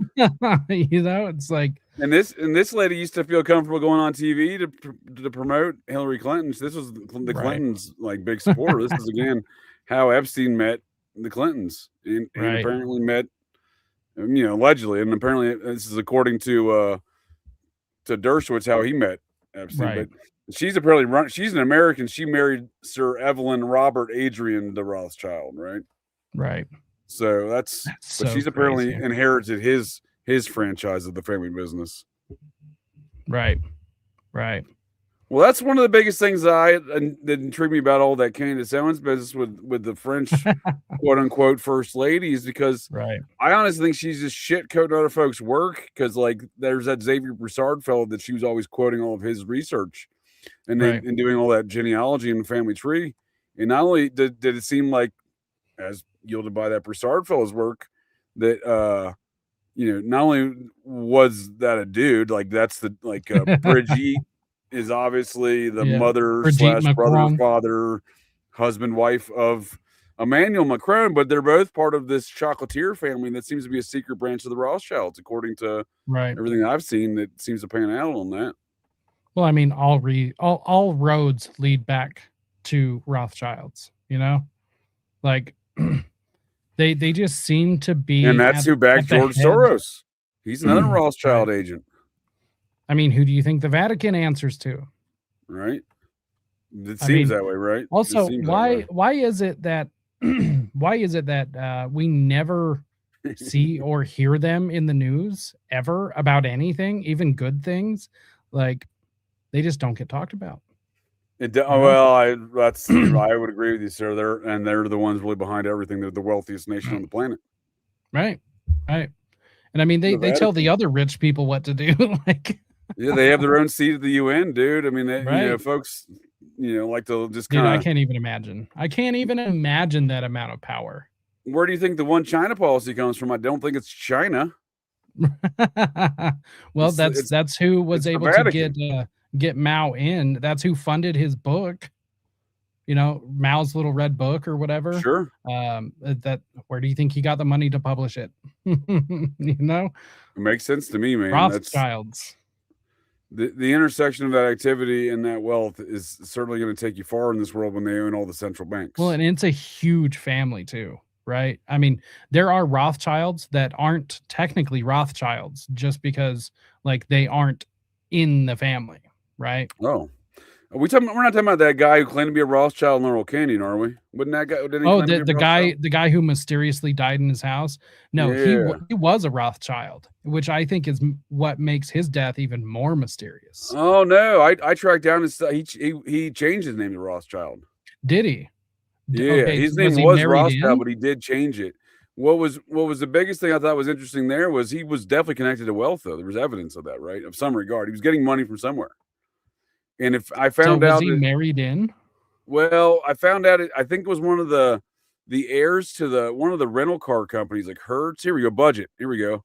Okay. He was being financed by the heir to the Budget rental car company. What? Yeah, he changed his name in 1970 to William de Rothschild, right? But the entire time, and he'd been living in Laurel Canyon, but he was being financed by this lady, Margot Merkin. Right. That sounds a bit Jewish, doesn't it? Morris Merkin. Right. The founder of Budget Rental Car, dude. Interesting. Yeah, that's who was fitting the bill for him for decades. She's still apparently alive and living there. She's old herself. Right. Man, she's got to be old as dirt. Yeah, her father died in 85. Shit. Let's see how old she is. Margot Merkin, Budget Rent-A-Car heiress. Allegedly robbed, beaten, and strangled by maskmen. What, dude? She's dead now, too. What? Oh, dude, she just died, dude. This is fucked up, dude. I had no idea. Oh, this is new. This is brand new. Oh, shit. Breaking news. News. April 25th. Holy shit. Yeah, dude, this shit just happened. Oh, holy my God. Fuck. This is he was financing that dude, though. Weird. What? I hadn't looked at it since that happened. Dude. This is wild because it was a weird fire, right? Wasn't it a fire that he died in or something? How did dude die? I thought he killed himself. Did he kill himself? Fuck, dude. This lady got home invaded in the Hollywood Hills, Gary webbed. He got Gary webbed. Dude, this lady got Gary webbed. Dude, she got home invaded in the Hollywood Hills. Right. Dude, you couldn't pay me to live in California. Normally, the only crime issue we have in this neighborhood is people breaking into mailboxes or cars. This is absolutely new, and I'm upset about this. Wow, dude, I gotta look more into this. Yeah, This is first of wild, all, dude. there is no way that's the only crime that happens in the Hollywood Hills. She's There's believed to no be in her way. 70s. What do you mean you don't know how Wow. old this lady is? That's even more mysterious, right? Right. Believed to be. She's born in Weird. Los Angeles. Her dad lived in Beverly Hills. You know what I mean? Like, what are we talking Right. about here? She ain't from Logan, West Virginia, sir. All of my aunts, all of the Right. generation ahead of me in the clan Vance, there and uncles and whatnot, everything. They're all they weren't born in a hospital. I was born in a hospital, but they weren't born in Right. hospitals. Right. Like, I can understand you want to play, even though there's still birth certificates. I could still even want to play a game. Oh, I don't have a Right. record, but like, come on. This lady's 70 something. She's born in Los Angeles. They ain't got a record of her age, dude. What a weird circumstance here, man. I mean, who's Yeah. reporting on it? People? Yeah, People Entertainment. So, I mean, not really That's the a good best. question. Who is reporting on things? Because I'll be doing a show here coming up on Sunday, talking some of the SPLC stuff with Doc Inferno and on Operation GCD Live Sundays. Folks can check out 9:30 p.m. Eastern Standard Times on Sundays. This coming Sundays. Yeah, Doc's great. Oh, Doc, yeah, Doc's he's a wealth of knowledge on a variety of subjects, including this one, which I'm always learning new stuff from every time I talk to the man. But I had brought out to his attention that Carol Howe was dead, and then I went back to find out that where I had read that before from the journalist John Ronson, you know, Bill Hicks / Alex Jones buddy who he broke into being in Grove with, right? And the article's gone, dude. Weird. Yeah. And like, so you know who Carol Howe is, right? Yeah. The ATF informant in Elohim City. Yes. Yep. She was allegedly living under an assumed identity in Tennessee and died in a weird house fire last year. Really? Yeah, wow. January 2025, and I read it around February 2025 for the first time, right? Whenever this was published on this blog right here. Right. Howe was killed in a house fire in Sparta, Tennessee on January 6, 2025. Wow. Her death was confirmed by journalist John Ronson in his email newsletter in April. So it was April 2025. I first a newsletter. What? Yeah, dude. They say it's a Substack. I think it is. Okay, that's a little bit better. Yeah, it's a little right. I mean, it's kind of a newsletter. You get the email notifications, right. I guess, right? Yeah. I mean, honestly, Substack is great, which is why I signed up. But that's I wouldn't really call it a newsletter necessarily either. But yeah, it's deleted, dude. I can find no other record of this lady's alleged death. No, it's not. I even looked in the archives too. It's gone. Yeah. Well, I've got access to a couple more internet archives. Send me the former link and I'll see if I can find it. All right. Fair enough. It's very strange though, dude. Yeah, that's weird. I didn't know she was even in witness protection, and she's allegedly dying under her name Sarah Collins. Yeah. Weird. I know, right? And then now there seems to be question whether or not, like, why would that be in question, right? Even if it was her under a pseudonym, why would it be in question? Like, right? You know, what's the controversy here, right? No kidding. Why was she living under an assumed name? I've yet to figure that out. I can't find any record, dude. But now the only thing I can find is like other people talking about the original post, right? Was she on the run or something? Someone's Facebook page, May of 1st, 2025, right? Interesting. And there's this article, but everyone quotes that John Ronson article. That's the problem, right? Now that this is a guy that's often on Jose's show. I see on there all the time. Ken Silva. Oh yeah, Ken Silva. Ken's great. Yeah. I think he even quotes the same John Ronson as he even quotes Ronson. So who is John Ronson? Yeah, he's a British fella. He his sister used to date Lindsay Lohan. There we go. That's a fun fact. Okay, interesting. Who lives in Dubai now? Right, and speaks weird languages to kids on the street when she's trying to kidnap them. Right. He's the one who wrote The Men Who Stare at Goats. Oh, no way. Yeah. That's his book. No shit. Okay. That is a total CIA like. Oh, for sure. I would say MI6 too, dude, because he's got some weird connections with his parents to some of that business. They have money. Weird. They have money. Man, weird. That is strange. Yeah, I don't remember enough about his whole family, but yeah, he's the one who he's the Ewan McGregor. He's Ewan McGregor from the Men in Stare Goats, right? That's his character, right? Yeah. You know, he allegedly he's there with that Alex Jones / Bill Hicks, who breaks into / invited to Bohemian Grove. Right. Yeah. I remember looking at his family. His parents was weird. His sister was weird, dude. I was just like, oh, this he's different. They don't have anything about his family on here now, dude. None of his family's listed on his Wikipedia. Yeah, I don't remember the particulars on his parents, but there was some strange stuff going on with his folks. John Ronson. So he was the only article, and it's now deleted. Everybody quotes him, dude. Even like I said, even Ken Silva in here on his Headline USA or whatever. Let's see. I'm gonna make. I think this is actually the first article I read was the Ken Silva article. Yeah, April of 2025, and then he quotes Ronson's article, right? Right. Let's see. Yeah, I'm gonna make myself a note real quick. Ronson went to Sparta to find out more about Howe, including whether she indeed knew about the OKC bombing before it happened. Right? Weird. Yeah. I mean, it wouldn't be hard for him to get something like that removed from the Internet Archive because, I mean, they are so complicit with so many things. It's honestly amazing that we even have an Internet Archive with anything on there. Well, so I actually went to all the local media fire and call to service reports that are published in the local media there in the county publication. There was no fire for anyone named Sarah Collins that I could find. Interesting, right? That's what I'm saying. I've been very interested in trying to find out since I realized it was deleted.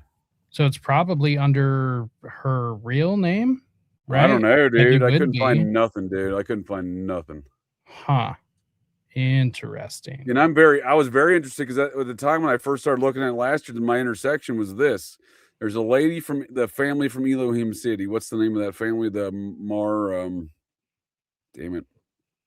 What do you know the name of their Merlots or Marlows or what? I don't. There's a family that started Elohim City, and one of the family members testified in a Nazi murder trial of the guy who seems to be trafficking some meth also. From Arkansas, from the Ozarks of Missouri and Arkansas regions there all the way up to Moscow, Idaho, and Latall County. The Dale Shackelford, one of his mistresses that was forced to testify him in the murder of folks of his ex-wife or his wife and Chuck Palahniuk's father, the Fight Club author's father. One of the ladies, Millar, Millar, I believe is her last name, of the Elohim City family. She was one of the mistresses of Dale Shackelford, who was from down there, but he had a property also in Idaho along with his wife, and he was running some chemically certified trucking routes that I think were largely focused around meth. Interesting. Yeah, but it's one of the Millar family. So that's how I came across even discovering that she was dead, because I was looking at Elohim City relative to this Millar lady who testifies as a mistress in the murder trial of Dale Shackelford, a man who's still in prison today in Idaho, even though he got the death sentence overturned. Dude, they convicted this man of a murder of his then wife and of her then boyfriend, Chuck Palahniuk's father, Fred Palahniuk, May 28th, 1999, Latall County, near Lewiston. I see Twiz in the chat. One of Twiz's favorite towns, Lewiston, Idaho. Being facetious there, it was relative to the Idaho 4 case, because that's where Koberger allegedly was driving through at the time of the murders.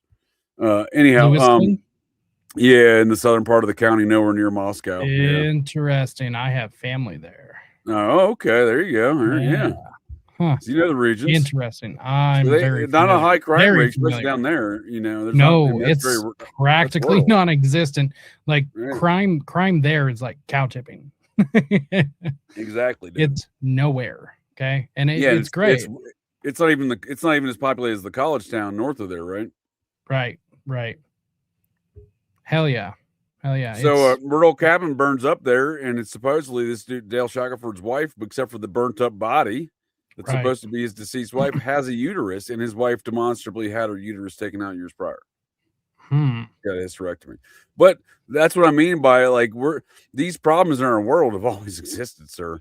If you're Right. going to convict a man of murder, I don't care if he's a kid-diddling meth trafficker or not, Satanist, we still Right. have rights in this country. If he's a kid-diddling meth trafficking Satanist, convict him for one of the litany of crimes he has committed, not for the fake murder of his fake wife or the Right. murder of his wife, who apparently is not dead. She's apparently still alive in this world. Interesting. Yeah, I don't really know how you convict somebody of a murder.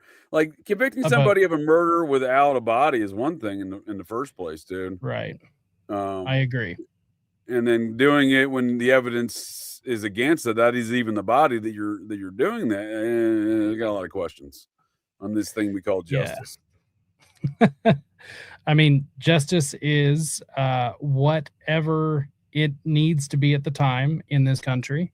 And also mainly who's pulling the strings, because it seems, there's all these odd things that happen. Like just recently, there was a family, oddly enough, in the same county where the whole Utah data center thing is happening, Box Elder County. Okay. There was a family, husband and wife, that just got busted for torturing one of their sons to death. Their 11-year-old son, I believe. He was literally tortured to death. They were locked up. And then for some reason, one of the judges up there just let them out. And they are nowhere to be found, and neither are any of their kids. So, no shit. So justice kind of seems to be like whatever it needs to be for whoever at any point. Like I was saying, somebody commented on a post I made on X. It was a Florida Democrat page talking about the Utah data center, saying, "Oh, well, they were Republican commissioners, blah, blah, blah. Stop voting Republican." I'm like, get your left, right, fucking nonsense out of here, because this is not a left versus right. It's not a matter of the wrong party involved.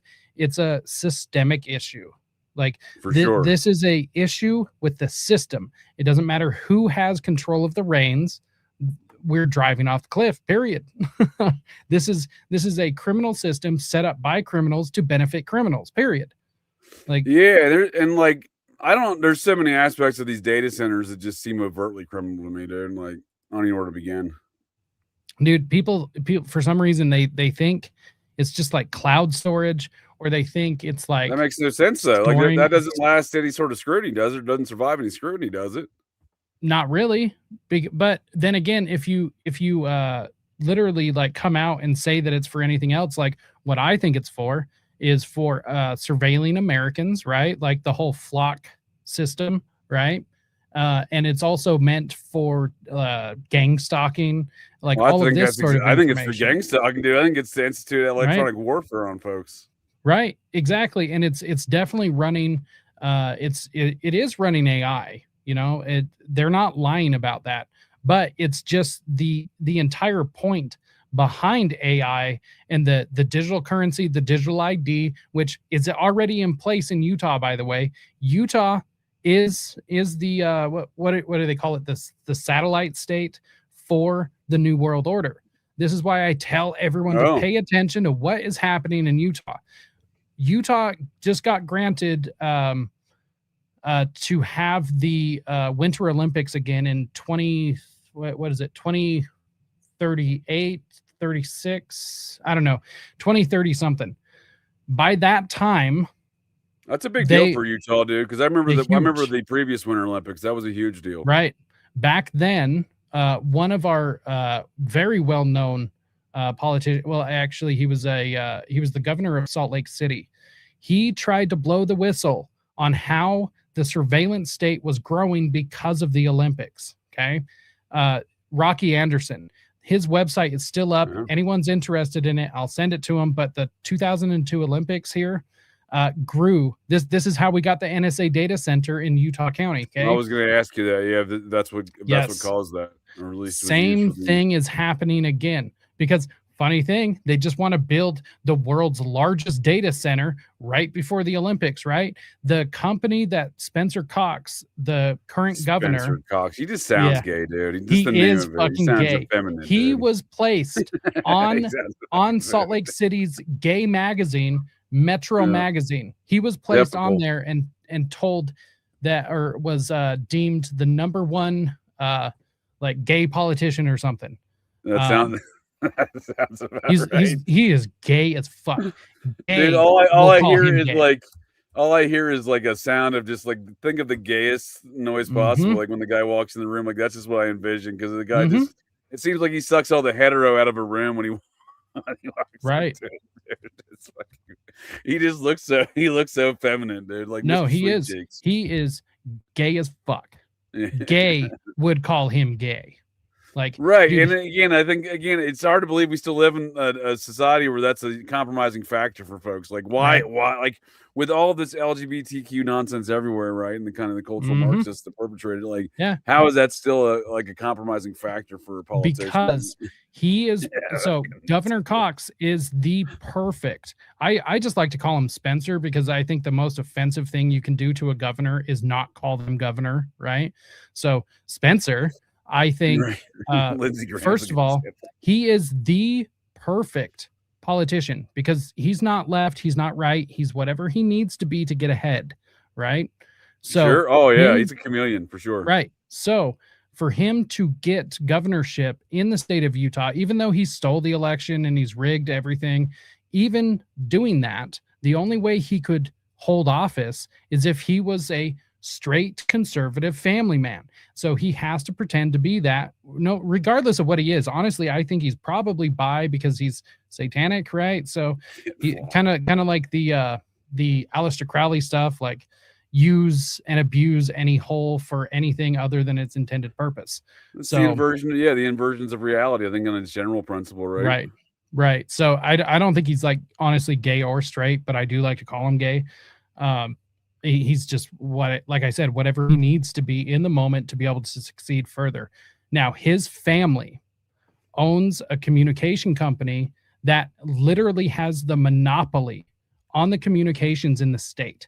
They have wired the entire state up, rural Utah included, to fiber optics. Yeah, I thought so. Yeah, Cox Communications, right? Like they were big on the fiber optic of connecting everybody in rural areas where that's not a big thing. Right. So the entire state is wired up. He pushed through digital ID when the people of the state voted on it, said, we don't want it. He just went ahead and did it anyways. He started his career for calling the impeachment of John Swallow. Mm-hmm.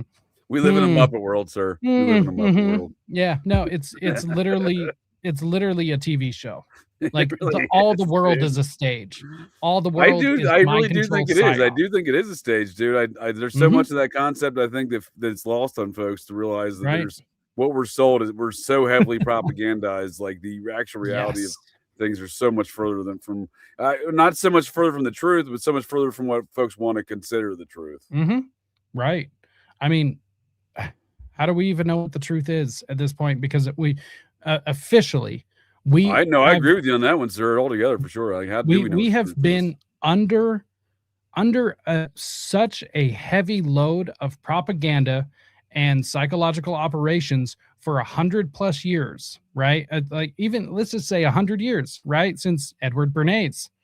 Let's just take it from there forward. We have been so inundated. The American people consider eggs and bacon the most American breakfast because of fucking propaganda. That's true. That's an Bernaysism, right? Didn't Bernays do that to us? Yes, he did. He was hired by the Beechnut Pork Packing Company, and he told the whole pork industry, instead of fighting each other, why don't I just make sure that everyone buys pork? And that's what he did. Yeah, we get his uncle, the kid diddling, what's his name, Freud. Freud's an interesting case, because what's interesting about Freud is when he first came out, he was like initially asking some good questions and really like investigating human nature. But then there came a certain point where he switched The what he diddling believed. took over. Yep. So Oh, dude, I you can think see he in was his- compromised at one point. Well, I mean, his whole family bloodline's compromised, in my opinion. You got his Right. grandson is Clement Freud. He was an ardent kid diddler and connected to the McCain situation, along with Clement's son, who was deeply connected to the Podestas. Right. Right. Clement Freud was the head of what their labor, not their Labor Party, their Liberal Party, whatever that is. Yeah, right. elected a Liberal member of Parliament in '73. He was a major figure within that party, and he also before that was like a celebrity chef on the BBC. Interesting. So, and he if you're thinking, did he know Jimmy Savile? He knew Jimmy Savile for sure. Oh, he knew Jimmy. He knew Jimmy for sure. Oh, big time. But he didn't get out until he's dead. It's like there's like this accepted. There's something in both sides of the pond. There's Satanists alike and non-Satanists alike who diddle kids. Because I don't think everyone who diddles kids is a devout Satanist by their own admissions, right? But many of them are. Right. There's a distinct crossover there. Either you are a natural Satanist, which it just comes natural to you, or you are forced to be a Satanist is the thing. Because, I mean, don't get me wrong. I legitimately do not believe that most people are like this inherently. I think some are, right? But the people who are like this will force the people who are not to be like this, period.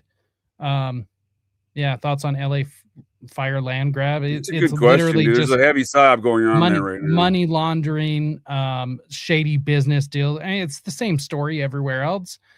Human trafficking, I'm sure there's some of that as well, because the same thing that happened in Hawaii, you know. But is Spencer Pratt a descendant of Parley P. Pratt, I wonder? Interesting. You know what I mean? That's a good question. Because Parley P. Pratt, he's a major figure with a lot of his a lot of his descendants are important figures in the nation of Deseret today, be it John Huntsman of the Huntsman Billionaire Mormons or the Romneys. The Romneys are also the Lees. They're also, I think, Parley P. Pratt descendants. Right. Yeah. I wondered that. I'm not sure. I'm not sure. AI is currently telling me it's a different Pratt, but I don't believe AI, so I'll have to look into that later. Yeah, that's like 50-50 if that could be true. Right, right. I just like to see what it's telling me, you know what I mean? Right. Like, see where. It's not a bad idea to ask. Yeah, I like to see what good and well, there's a lot of folks, that's where they start in their journey with asking AI and they're asking Google nonetheless. So I like to see what the baseline is on a lot of topics. Right. Well, and I mean, it's always interesting too. In fact, I have a little AI assistant because literally I'm like a one-man media company run all by myself, and I don't want to burn myself out. But I had to force my AI to stop arguing with me through a skills document that I made it create because, like, for instance, I was having it help me create an outline for a show that I'm coming up with, or I'm going to be recording here soon. And it was arguing with me about the False Memory Syndrome Foundation. And I told this ridiculous computer program to go search the internet and find exactly what I was saying. And it said, okay, fine. Literally, it said, okay, fine. And it went and searched, and it searched, God, what was it? It was a lot of web pages, but it dug through like almost everything. And it came back and said, actually, you are right. Actually, right. Yeah, thanks a lot, machine. Yeah, exactly. And then I told it, don't ever fucking argue with me again, because I kind of abuse it because, it's a fucking computer. But these are the reasons why they want that. You were saying before, the AI is running some of the portions of these data centers, at least an exoteric understanding of their operations, is to run artificial intelligence, right? Right. Well, I mean, it is the programming of artificial intelligence that is going to define what is or is not fact. Right. See, I think like what we have now is actually not AI. It is what we have now with the language learning models or the large learning Right. models, whatever, they technically are just a positive feedback loop. Right. So that's not intelligence. That's not independent intelligence like a human being is, right? So, but I do think that these LLMs are going to lead to the creation of genuine artificial intelligence, because I just saw something the other day where some doctors somewhere are doing the most horrifying experimentation I've ever seen or heard of, where they were growing human neurons, brain Oh neurons, yeah. in a fucking petri dish in order to place on a microchip for computing power. I That's saw the that. start of AI. That is the That's start of real AI. that's very disturbing too. Yes. Yeah. The thoughts, Yeah. the implications of which is very disturbing what they're doing. Because if that's what they're admitting to, then what else are they doing? Is where my brain hole goes first and Right. foremost. Right. I mean, this is also, I think, like, remember back when they first talked about the cloned sheep, whatever the hell its Dolly. name was. Yes, Dolly. Yeah, it wasn't cloned though. That's It's right. it's the same sheep. That's the game they're playing. Right. You know, it's Right. the same. Right. I But don't. I think cloning they can is clone real. things. Oh yeah, I yeah, think cloning is very easily. real. Yeah. Right. And so, but they were doing that in order to like soften the blow, you know. It's revelation of the method, but it's also in order to desensitize us, right? Which is why they've been pushing aliens since the 50s. Fucking aliens, You man. know? And it's the Fucking kid aliens. diddlers, dude. It's always the kid diddlers, right? It's the Yes. Satanists and the kid diddlers that are pushing all these. Before we had rockets, before we had space travel, before we had these concepts in real life, we had them in science fiction, and they were written by kid diddlers. Isaac Asimov, Arthur C. Clarke, you know, L. Ron Hubbard's friends. Right. Go figure. Yeah, Go and the figure. connecting principle between these individuals is a fellow by the name of Forrest J. Ackerman. He was a editor and a literary agent for all these science fiction writers, and he also was a member of the Agape Lodge of the OTO, an early member of Scientology. Oh no! I was told the OTO was just, you know, nature-loving Wiccans. Oh yeah, they're just LARPing, sir. They just like to dress up as wizards and play magic. Right. Yeah, this like there seems to be a major epicenter. But first, introducing these ideas into our brain holes as a society, and then presenting them as science, dude. Because like, we get Arthur C. Clarke and I think Isaac Asimov both as the technical experts, right? Literally, they were described and paid for as technical experts on the Apollo program. What the fuck? With two kid diddling science fiction writers. Technical experts for what? Exactly. If what we value? are to believe the official record and the official story, technical for what? Yeah. What? Right. They're even live on TV on the two networks that I believe that broadcasted the Apollo 11 mission. They're the color commentary technical advisors even on the broadcast. Yeah, dude. Get the fuck out of here. Especially when you consider Arthur C. Clarke, because everything we see basically in the film footage is the same shit we see in his story of Kubrick's 2001: A Space Odyssey, right? Right. And then we get the guy doing we get Jack Kirby doing the comic book for that same film. Right. There's the Marvel element to all that. Right. So weird. I mean, honestly, I don't think like I don't think Stanley Kubrick was good or bad or whatever, but I do think he was trying to send. Yeah. His daughter definitely was. Well, she definitely is now for sure. Yeah. She wasn't at one point, but I mean, he was definitely part of this revelation of the method. Because I mean, if you that's a good point, because as what we're like assuming that they're doing something other than what they're telling us they're doing, right? Right. Well, I'm saying certain things like for instance, A Clockwork Orange was one of the major one of the major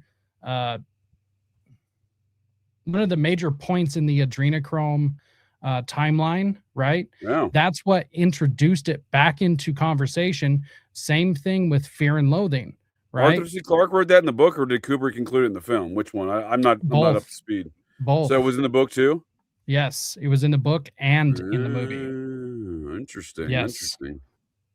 So, yeah, I mean, again, Clark's definitely in the mix too. It's not like his 1951 book. Whoa. The exploration of space was used by the rocket pioneer, Werner von Braun. Ugh, fucking Nazi piece of shit. That reminds me, dude. Have you ever seen the movie The Rocketeer? Oh yeah, I love that movie. Yeah, dude. They have some very strong Nazi references with Hollywood. Yes, they do. With the aerospace industry as a whole, right? Well, I mean, it's Disney, so of course they have strong Nazi references. Right. Well, I think stuff like this really did go down, like right, where they say like Howard Hughes and the FBI were hunting for the missing rocket pack as well as the Nazi operatives, meaning you have different factions, right? Everyone wants to write all these kind of major parapolitical events off as one faction. They're all working together against the general public, and I never think that's the case. Right.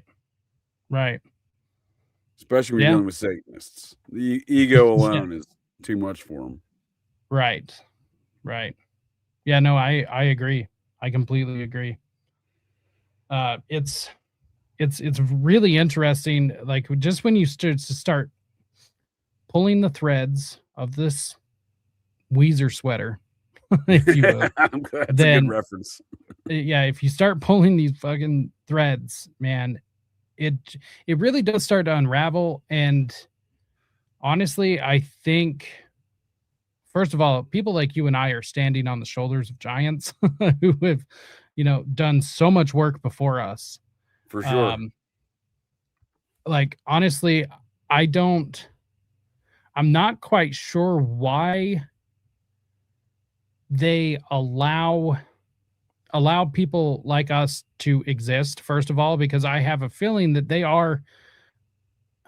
are powerful enough to be able to snuff people out and control. But this is also why they want the digital control the way that they do through our existential crisis rectangles or phones. But same. Yeah, same thing. It's basically black glass, which, polished obsidian. If anybody knows anything about the occult, wizards would use polished obsidian in order to look into the future or look for esoteric knowledge and stuff, occult knowledge. The Urim and Thummim. Right, exactly. But Joseph Smith's secret scrying devices, right? Right, exactly. I'm confused of why they let people like us exist to the degree that we do, only because it seems like they should, in theory at least, have enough power to be able to snuff us out to where we go nowhere or we just don't exist one day. I always ask, is that necessary? I think it is. So propagandized, right? We don't know really what's going on. Like Area 51, in my opinion, has nothing to do with aliens. It has everything to do with Satanists and demons and shit. Yeah, I mean, I but definitely they're so agree far with off that has, conversation, right? If everyone's talking about aliens, then it's well, and what it is acknowledged as is the truth also, that they are testing futuristic weapons there. Like, of course, I think they kind of do that everywhere. Sure. I think they do it everywhere, right?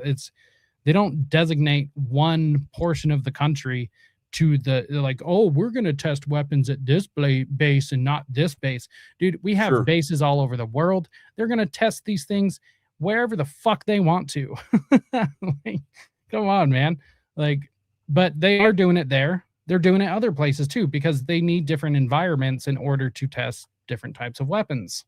But largely, the bases are also used to house all of the kidnapped children, to push them through the mind control stuff. So, in fact, there's the air base just right next to, let's see, what is the name of the town? I was just looking at this the other day.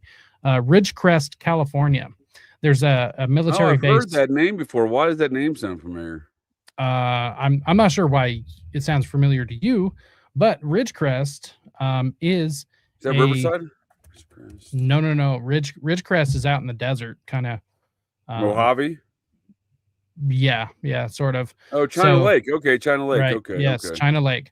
So China Lake is one of these initial programming sites for children, and apparently, allegedly, allegedly in the hangars, they literally have cages, a field full of children, literally from the floor to the ceiling, and of course the cages are electrified, and they bring children in to start the initial programming, and then they send them to different parts of the country depending on where they need to go. Yeah, I've never heard these stories before, man. This is interesting. Yeah. I mean, allegedly, I wasn't there. I haven't seen it. So I was about to say, where do these originate from? Who are these? Like, who's the whistleblower or like survivor? This came out of the. Let's see. Let me pull up the title of the book. It's the How the Illuminati Create an Undetectable Total Mind-Controlled Slave, which is from. Yeah, this is from Fritz. It's a Fritz Springmeier classic, is it? Okay. Right, but he wrote it with somebody else, so it's not solely him. Yeah, I mean, that's an interesting side. The first thing that comes to my brain hole regarding China Lake is the company, right? Which involved cocaine Colonel Sanders' best friend's son, one Drew Thornton, the guy responsible for Drew Thornton III, responsible for Cocaine Bear because he jumped out of a plane with a bunch of cocaine strapped to himself. Really? Oh, you don't know this story of the Cocaine Bear tale? No. I know Cocaine Bear. Yeah. That's interesting, though. Yeah, his dad was an attorney. He was the first drug officer in Kentucky, working for Lexington PD with DEA, and his father was an attorney of Cocaine Colonel Sanders, a.k.a. John Y. Brown. He was apparently the head of this outfit of drug trafficking that Drew Thornton allegedly worked for. Interesting. He would also steal Cocaine Bob Evans' wife from him, so they knew each other. But yeah, he's the one who made KFC what it is. He's the one who bought it from right. So that's the other thing. Like everyone wants to say like Masonic conspiracies. So yeah, this is John. That's the guy that started it here in Salt Lake. Then. Yeah, I think he's the one who first franchised to that restaurant there in Salt Lake. Correct. Yeah. Because that was the first KFC was here in Salt Lake. Interesting, because back in no shit, Fitz is a Fed, but truth comes from Feds too. No shit. Yeah. But the son of a CIA agent has some good things to say, I'm sure. You just legitimately don't believe every single thing that they say, because if I didn't ever listen to a Fed or an asset or somebody affiliated with the federal government, we would have no fucking information. So get over the whole Fed thing. Like, I get it.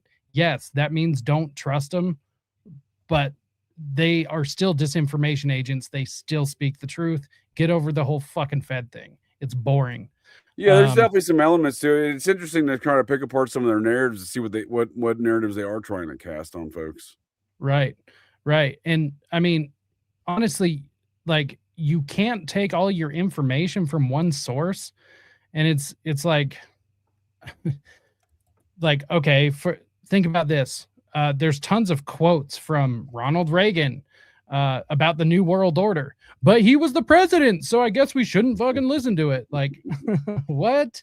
Or George Bush when he was talking about the New World Order or anything. But hold on, he was the president, so we can't listen to him. Real. Right? Exactly, dude. You kind of that's part of the thing of what we've been taught within our public school systems. It's like an all or nothing approach. Well, and this is also kind of something like within the conspiracy circles that drives me nuts. It's like, yeah, I know Fitz is most likely a Fed, and also like he is most likely guilty of what he's sitting in prison for, or I think he's still alive. I don't know. Whatever he got convicted of, I'm pretty sure he was guilty. He's out of prison. Ah, is he? Victor? Okay, well, Victor Shoof? Yeah, he's out of prison. Interesting. I saw he did a podcast interview not that long ago. I listened to. Really interesting. Yeah. Huh. Yeah. So I'm still pretty sure that he was guilty of what he was found guilty of. But that doesn't mean that he's a complete fucking liar, because he's not. A lot of this stuff checks out when you compare it to other sources, which is what you should do. You should take all information and sift through all of it. So that's the whole reason I have a show to begin with, is because I have the time, energy, and focus to be able to sift through all the bullshit to find the good stuff. Like, for sure, dude. You know, we also shouldn't soon forget that old Victory Shoup has a deep history within Muppetry of this country. It might have a unique insight. You know, he was appointed to West Point by then U.S. Senator Bob Dole. Bob Dole. I always think of The Simpsons. Yeah, Bob Dole. Bob Dole. I mean, let's not forget. What the hell was his name? This is gonna drive me nuts if I can't. Let's see. Who wrote? While you look for that, Sarah, hold that thought. I need to get a beverage. I need to have a Victory Shoup break real fast, if you will. Yeah.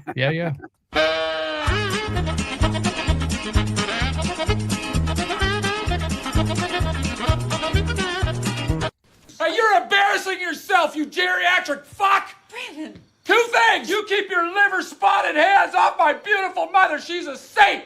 And then you sit down and you write Dale and Brennan a check for $10,000. Or I'm gonna shove one of those fake hearing devices so far up your ass, Brennan! you can hear the sound of your small intestine as it produces shit!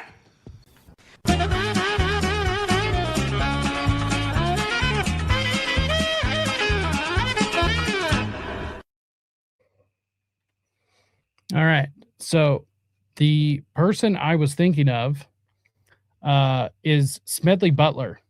So the guy who Smedley Butler? I'm still on my break here, sir. I'm listening. No, you're good. But Smedley Butler, I mean, the dude, corporate conspiracy with Prescott Bush and gang. Right. I mean, War is a Racket is like one of the best books ever written.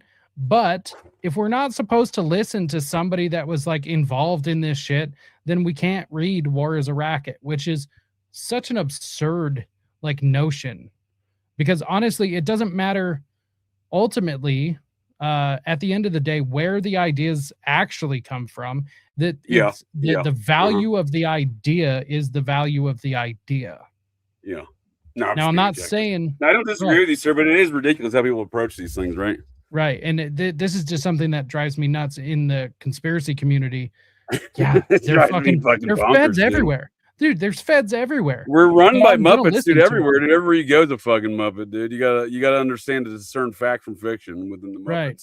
Well, and here's the thing. Like, at one point in time when I was doing geotechnical engineering, I was able to get like some major clearance to work out at the airport.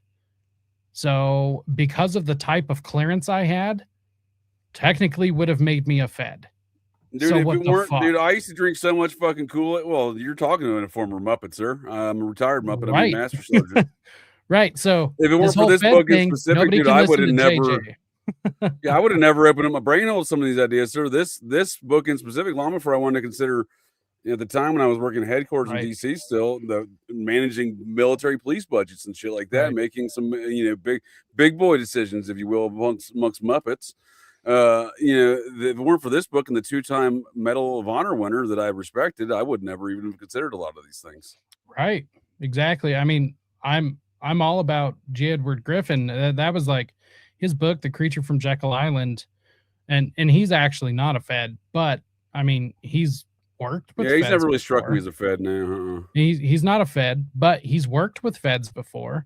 And so just because somebody is associated with one, was one at one point, is one now, even like, for instance, John Kiriakou, I totally think he's still Kiriakou. Yeah, he's an interesting character. I totally think he still has some ties to the agency, although I do think that he's not loyal to him only because they burned him. Right. Well, like, what's the agency, right? Like again, pretending like these are monolithic structures where everyone gets along is a misconstrued notion. Right. 100%. And there's factions within all of these organizations. Dude, big time, dude.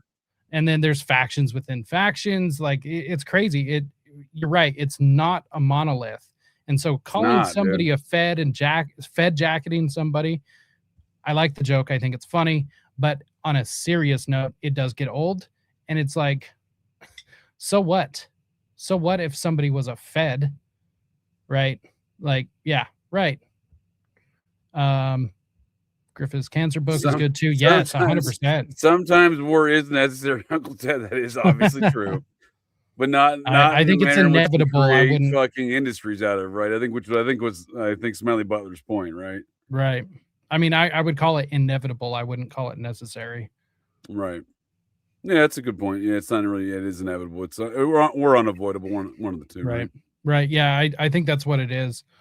Exactly. Well, I am fed up. and that's a concept I think a lot of people that I differ from a lot of people are, because they're like, well, it's just like dealing with like Satanists. You're like, oh, you gotta be, you gotta be kind. No, you don't. They're fucking Satanists. You know what I mean? Like, right. Deal with shit appropriately, and they wouldn't have so many problems. I mean, honestly, just world. Deal with people how they deal with you is usually a pretty good rule of thumb. Well, I'm not diddling anyone, so I don't want to get diddled, and I don't want to diddle anyone. So I don't once again, I'm not even sure if that's a universal application. I'm talking people, though. I don't consider kid diddlers people. Right. They are. I mean, adults, humans, dogs, whatever, dude. There's a lot of diddling goes on in this world. That is true. That is true. Ducks are some of the ducks, worst. Dude. I'm sure there's a contingent of our society that diddles ducks. I wouldn't be surprised. Yes. Well, and ducks themselves rape the women. Rape the women ducks. So, just saying. Oh, that's true, dude. Ducks and dolphins are real rapey too, dude. Real rapey. Yeah, especially to humans. Real rapey. Especially if you're part of an MK project. Yes, I was just about to ask who the hell was that? What was his name? Oh, that was Lilly, John C. Lilly. Yes, that's right. Dude, he had an intricate home he had developed in which for a dolphin to rape his subject, this lady of a subject of his experiment. Right. And then she ended up enjoying it and falling in love with the dolphin. Fuck yeah, you do, dude. Sometimes weird, it happens. And then Roman Polanski tried to make a movie about it, right? The Day of the Dolphin or something. Right. I forgot about that. Yep. The weird little dude, weird little Roman Polanski who got pulled off the streets out of whatever fucking Krakow, Poland or something, right? Yeah, exactly. Some Hordeborg, like, he was literally placed in that position. It's just crazy. I forgot he tried to make that movie. No, I don't want to see it. I love movies, dude. I love film. I love the whole process and everything. It's entertaining. I don't want to see that movie. Society, life does not need this movie. So I'm glad it was never made. Right. Or if it is made, that we don't have it out. I just think before I go any further here on this one, though, before I forgot, that Drew Thornton, it was number 2, not Drew Thornton number 3, but the guy from the Cocaine Bear, he had charges in the Naval Lake Weapons facility out there, dude. He conspiring to smuggle 1,000 pounds of marijuana and theft of weapons from there. Right. So China Lake. Weird. This is a dude from Kentucky, dude. You know what I mean? That's an extensive network, and they call themselves the company. That's fucking weird. Yeah, and look where he came from. That's what I'm saying. Why are there always these very specific? Get the fuck out of here, Fort Bragg. Why are there always very specific terms that these areas these Muppets come from? Right. Right. I mean, honestly, there's just some things that just continually pop up. Fort Bragg is one of these things. China Lake, now that I've brought this to people's attention, China Lake continually gets brought up. It does. When you said Ridgecrest, there's some other thing I've read recently that specifically mentioned Ridgecrest. Not just the China Lake aspect. Right. Yeah, and it happens, dude. And I mean, this is kind of why it's beneficial for people like us, or it's beneficial. for Cisco Wheeler. Go ahead, sir. Yeah. Yes. Go ahead. I apologize. It's beneficial for the audience to have access to people like us, because then we actually make these connections. Not saying that nobody in the audience does, because plenty of people in the audience does as well. But yeah, I mean, this is, yes, Cisco that's Wheeler. The one benefit I liked about having all this information, because I remember years ago looking at a lot of these subjects and not having a lot of information. You know what I mean? And thinking a lot of this stuff just seems nebulous and when it shouldn't be. Right. Well, and dude, there's so many connections that like even we can't make. We just don't have the computing power to be able to hold the information to make the connections, right? Right. Like we're fallible, we forget. Like, which is why so this book, I've actually read this book many times, but I'm going back and reading through it again because I've learned different things. So different things are going to stand out. Oh, absolutely. I'm gonna understand. I've never read this. Better. I'm glad you brought this up to my brain hole, sir, because I've been interested in all this monarch stuff. Phenomenal book. In fact, it's such a good book. I recommend getting a physical copy of it to anyone listening, just to have the information. Now, in my personal opinion, you've also got to pair it with another book that's unrelated. There's also a version 2 of this book, but that one's also important. But version 2 or just like an updated version? Like we talking like a revised? No, edition? version 2. Version 2. Like So 2? it's an extended version. But this book, and if you pair it with MK Ultra, this book from Alexandre Le Breton. This book, MK Ultra. I don't know that book. Did we just have MK Ultra hearings this past week? I didn't hear shit about that. No, they moved him. Oh, okay. Maybe that's why I didn't hear nothing about it then. Yeah. Anna Paulina Luna, my least favorite politician. Yeah, my favorite Congress Muppet whose glittered butthole I probably saw in my favorite former sex worker. I think she's still a whore. She's just a whore in a different manner, right? Right. If it's the glittered butthole I'm thinking of, sir, she's definitely a hooker. Right. She was the one spearheading the whole MK Ultra thing, which is why it's back in the news. I never thought anything was going to happen. Working the tip of that spear. Working the tip of the spear. But she moved them for some reason. But then also the whole Tulsi Gabbard thing happened, where the FBI raids Tulsi Gabbard's office, which I'm so glad I remembered about that. Oh, because shit, what happened? Didn't see the director of national intelligence? Right. How can they raid their boss's office? Yeah, that reminds me of Rand Paul's speech in 2014 about how the CIA had hacked his computer on the Senate Intelligence Committee. Yes, right. And allegedly, right, because none of us were there, but she had 40 boxes of JFK files and MK Ultra files that she was going through in order to declassify them. They came in and took all 40 boxes. Interesting. I wonder how much of that was a setup, right? Right. But also, like, exactly what was going on. Are those real files? Were there ever files to begin with? Like, exactly what the fuck is happening? How can they raid their boss's office and she doesn't just fucking clean house and fire all of them? Like, I do. That's what I'm saying. It almost sounds like it was a setup, right? Right. Or it's a fake story or something. There's either way, we're not being told the truth. I think that folks don't give enough credit for setups. And I think Brian Koberger's, I'd like to get into a conversation here. I want to thank you, sir, for joining me tonight at the old GCD. I want to thank you folks of the interwebs. I want to get into a conversation here before we close things out here this evening on these kind of matters of a setup. So there's a Muppet of a very particular nature that got, I knew his name had, Ridgecrest was associated with McMartin. That's actually possible. Right. That might have been where I was reading on that. There's a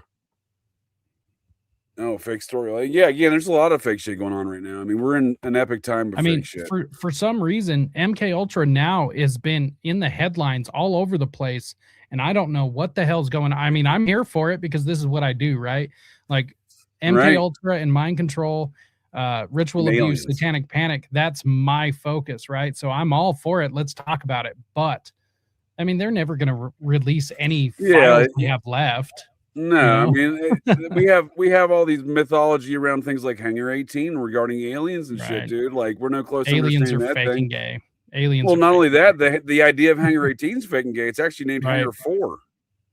I mean, Hangar 18 is a great Megadeth song, so I like that. I like that. I'm just saying, like, even in the reality of the hangar that it's the root of that story, it's not even, it itself is not even called Hangar 18. That's what I mean by the propagandized nature of the world we do live in. Right. 100%. And there's most of that base at Wright-Patterson is underground. So these ideas of deep underground military bases, Yes. Wright-Patterson's a great example of all the tunnel system and shit there. The military base I live next to, Hill.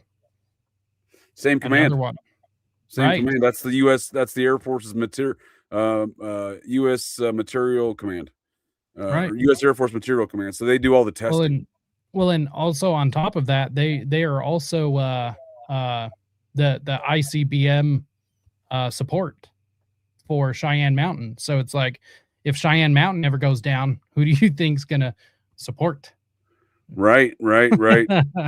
You know, and that's a good point too, because there's a lot of that secret shit up there with the mountains and Cheyenne Mountain and fucking NORAD and all that. Right. And I think all of this shit's connected. Space Command. You know, like, why wouldn't it be? Why wouldn't this stuff be connected?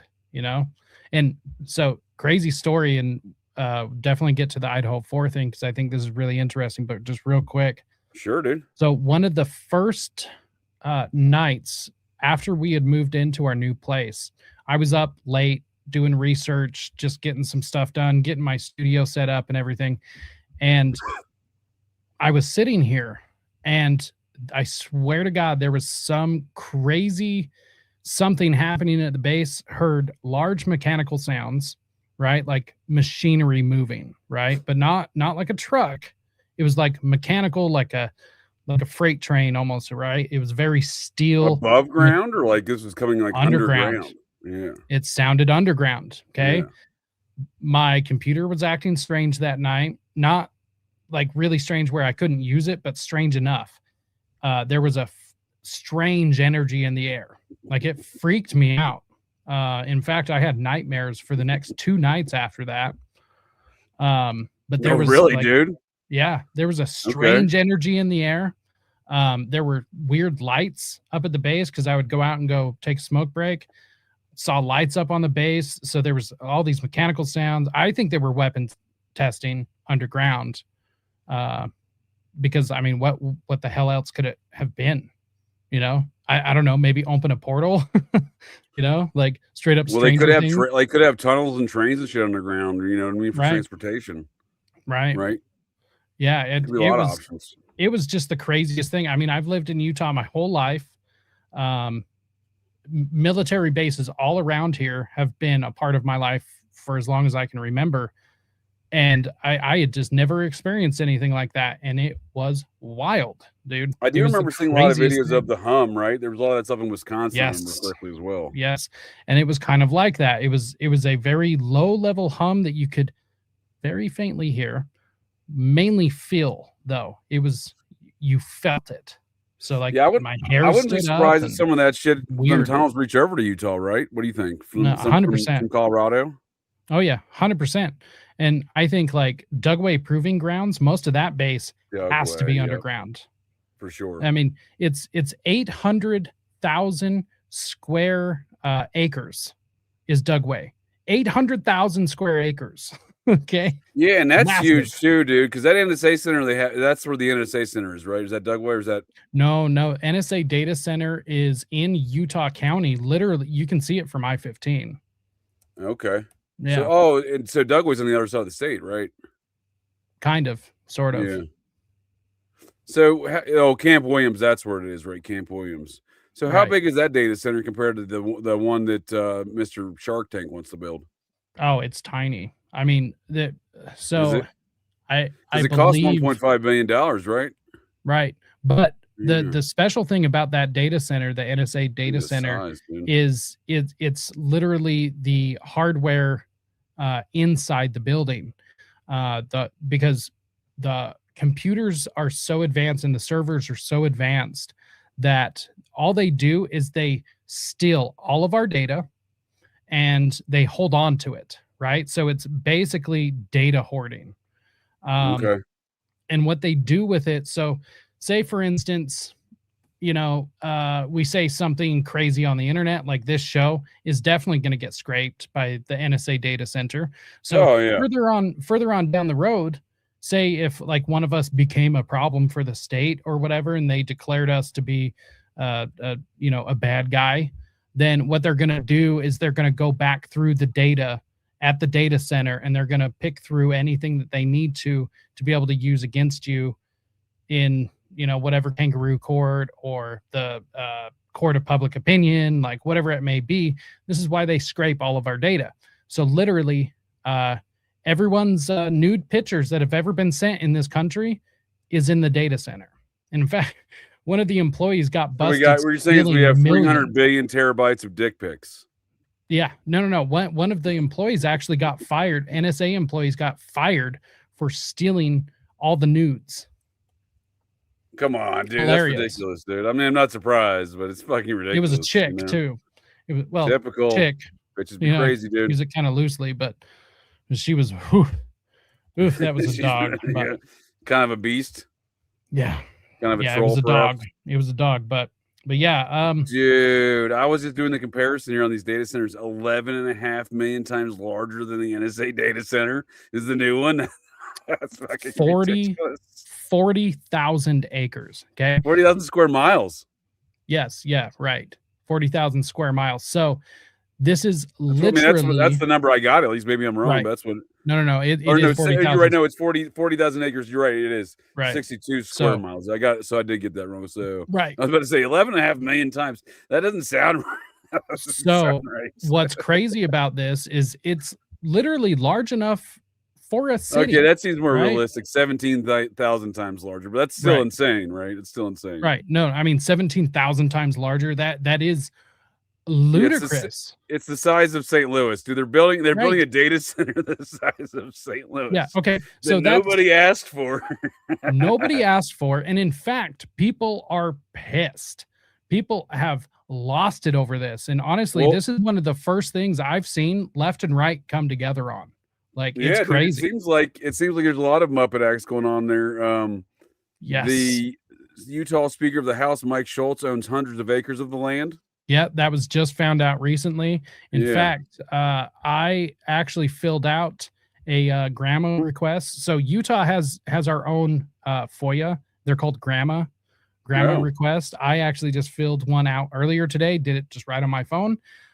Sent it off to my legislature that I'm under where I am. And so if I don't hear back from them, then I'll be suing a Utah legislature. But I'm trying to figure out who knew what before House Bill 60 got passed. House Bill 60 basically allowed the state legislature to come in and bypass citizens when any project is done in the state. So they don't have to provide like an environmental report, they don't have to provide any of this because of House Bill 60. Right? What's the purpose of that, though? I don't get it. Like, what's their stated purpose of it? Like, what are they trying to sell people on this, right? They're not. They just Utah House Bill 60, the Water Rights Amendment. Yes, and it goes into effect on the 6th. No shit. Went into effect on the 6th. This was passed. Was this passed unanimously? Was there anyone voting against this? Well, let's see. It should have the voting results on the right-hand side if you go up. Okay. So Utah the Utah government has sponsors. Yeah, the Utah government has the best state website out of all 50 states. Period. It is the best. So let's see what AI is telling us about this. It says restricts the state engineer's authority when reviewing water rights permits. So is this exclusively as a result of the data centers? Is that what what's causing this? So in my personal opinion, what I think is that they knew, the state legislature or people on the state capitol knew about the data center long before anyone else did. So they passed HB 60 in order to benefit them, in order to get the data center through, because there were 5 months of meeting between Kevin O'Leary, that Canadian Canuck piece of shit, trying to tell Utahns what to do, and Governor Cox, that gay motherfucker, trying to tell us what to do with our state and our water and our air. Yeah, sweet cheeks. Yeah, I do. I see. This is back from January, so this was a long time going on before it even really. Yes. So and obviously, from what I'm reading so far, everyone's against it, right? So like that didn't seem to matter. All the citizens are, but the people who are ready to financially benefit are all in favor of it. But now Kevin O'Leary's all on Fox News and OAN and all these other organizations saying that everyone protesting this is a China cell, is a I saw that, dude. It was a couple of protesters. young No, white Mormon they're girls, not. right, from Utah that were really behind it, right? Yeah, And he was trying to call them Chinese. So I'm sketched out about this, okay? So this organization that they work for, right, is a kind of a far left organization, right? And they are basically like, what do they call themselves? They're a political organization that help left, Democratic, independent, and progressive candidates run for office or run initiatives or anything. So they help them with their campaign, right? This is kind of like where those two girls work for? Yeah, Allure, Utah. What's it called again? Allure, Utah. ALLURE? Yes, I believe so. Okay. So they I don't know why they are being made the face of this. My opinion. Oh, so is this kind of a controlled opposition type of deal then, maybe? 100%. 100%, because they are now, those two women are now becoming the face of the opposition. Typical. Like I said, I talk to regular citizens. Obviously, I live here. Right. Obviously, I talk to people all over the state. I used to be involved in the Libertarian Party. I know tons of people here, right? Sure. Also, I grew up here. I was born and raised here.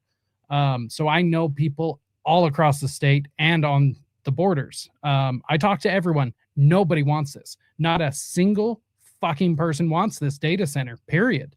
And various reasons, but nobody wants it. And even some people don't want it just because they didn't have the option given to them, period. Like, that's just kind of how Utahns are. This is kind of the corporate takeover, though. This is the full scale. Like, people want to talk about fascism and other places and stuff like that. This is the full scale corporate takeover of American politics and culture. When you're not even, literally, like, there's not a single politician that that adheres to the guidelines and oaths that they've taken, or nor do they have any allegiance to the folks that put them in office and representative policies. So let me tell you this: when I was a Satanist, there were many meetings that I attended, right? Parties, rituals, these sorts of things, get-togethers, events, all sorts of events. Were these in the woods, sir? Were these clothed, run clothed? No. Was there Chick-fil-A involved as a meal? I wish. In these rituals? Food usually involved, sometimes involved. No, not very many things happened in the woods. A couple of things did, but that's a different story for another day. Most of the time, somebody's house, right? Okay. Nonchalant, because it's made nonchalant intentionally. But what's interesting is some of the people that I met at these events were people that worked on Capitol Hill. So I never met anybody who was a seat or an actual elected official, as far as like the state legislature, any branch of the state government. I never met a actual politician from the state. I met politicians from the local level. I met some county commissioners and some city councilmen who were Satanist. And I met people like lobbyists. Satanist dudes, huh? Some I doesn't surprise me. Won't name them. I'm not going to. I don't want to wind up missing. Are they still in politics, some of these folks? Some. Interesting. Some. Okay. But what's interesting is because of the political nature here, even if you're not involved in politics, if you're part of the club, you're part of the club for life. So even if you're not holding office anymore, like, for instance, what's his name? Gary Herbert, one of our former governors. Yeah, that name sounds still gets called. He still gets called all the time. Also, the Levitts, right? The Levitts, the David Hamlin story, right? The Huntsmans, all of these Utah or LDS royalty families. Ooh. He's from Utah County too, huh? He was a county commissioner in Utah. Herbert was, huh? Yes, sir. Yes, sir. Right where David Hamlin was happening. Right, at the very same time, right? At the very same time. Right. In fact, let's see. There's And this. then he ran with organization- Huntsman. That's where I first remember Yes. his name. Yep. Now, the Rocky Huntsmans, they're Anderson, the ones who invented the styrofoam containers for I believe so. McDonald's, if you will. I think Yes, and what's interesting, so they have the John Huntsman Cancer Institute, right? Which is their products cause cancer, right? exactly. His family was one of the number one causes of cancer, or his family's businesses were.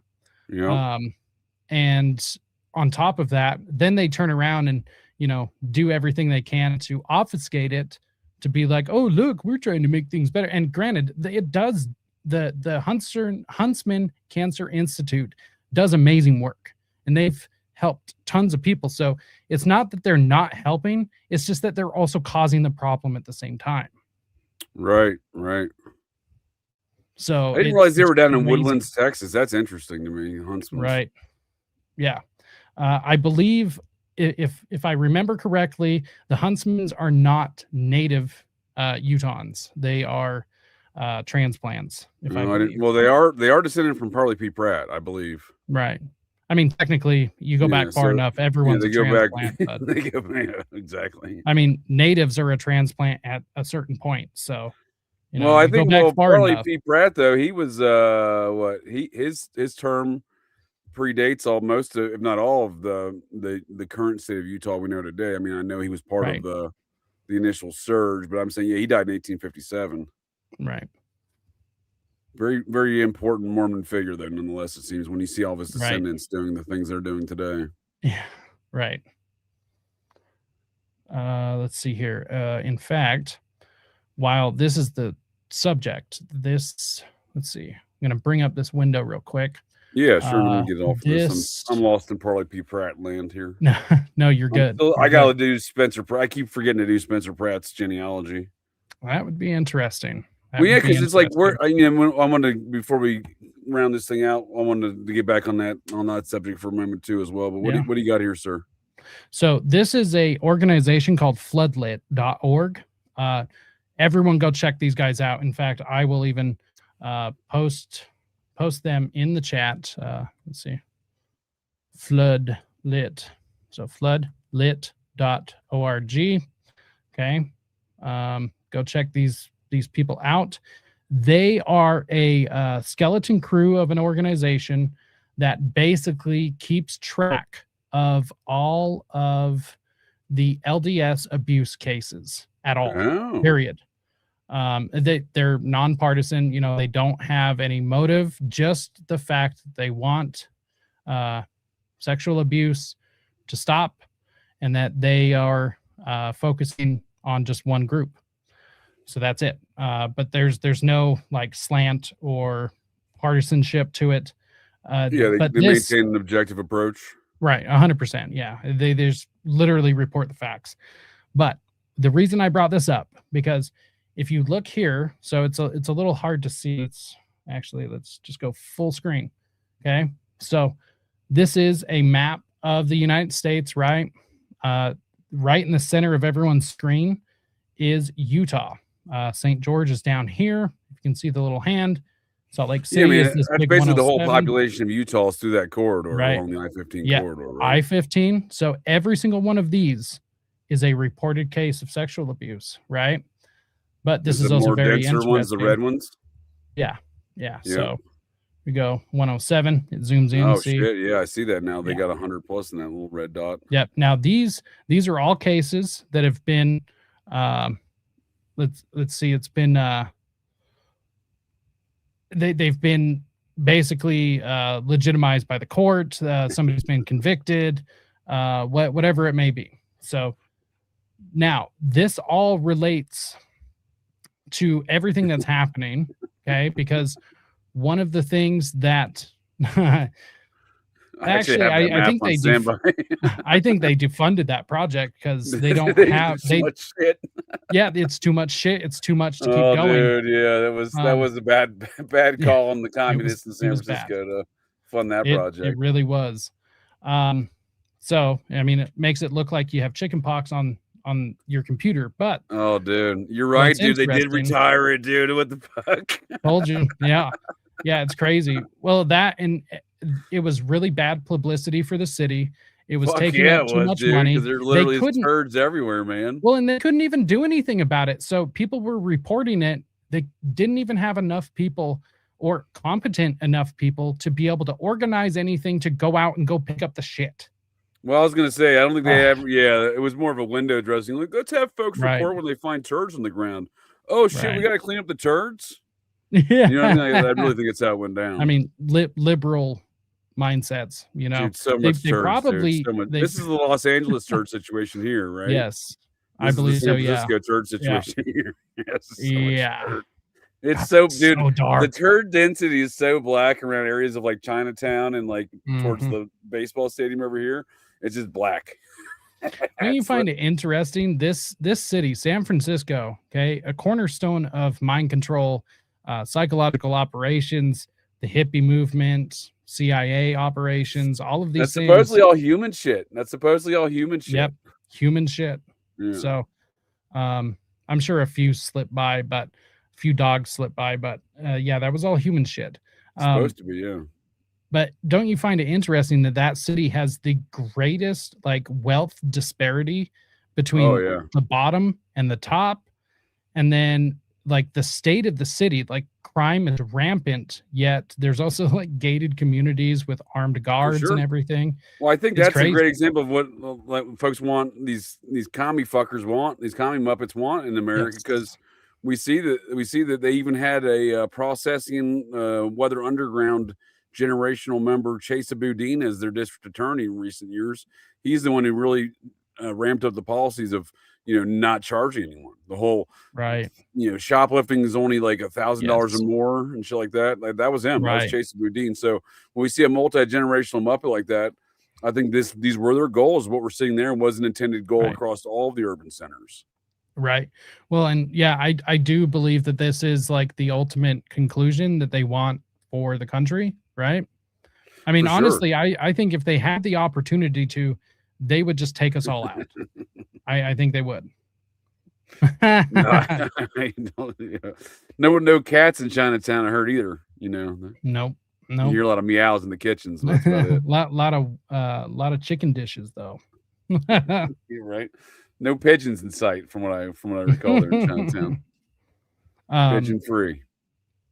I just find it interesting that a literal like mind control city is the way that it is, you know, like it's just very interesting. Also, whoever asked in the chat about the show Big Love, I've never heard of the show. So I don't. Oh, dude, I haven't seen it. It's Bill Paxton, I think, right? And a fundamentalist Mormon wife type of deal. Yeah, I don't know. I've never heard of it. I've heard of it. I've never seen it. Might be Bill Pullman. No, it's Bill Paxton. I always get my bills mixed up. Bill Pullman and Bill Paxton.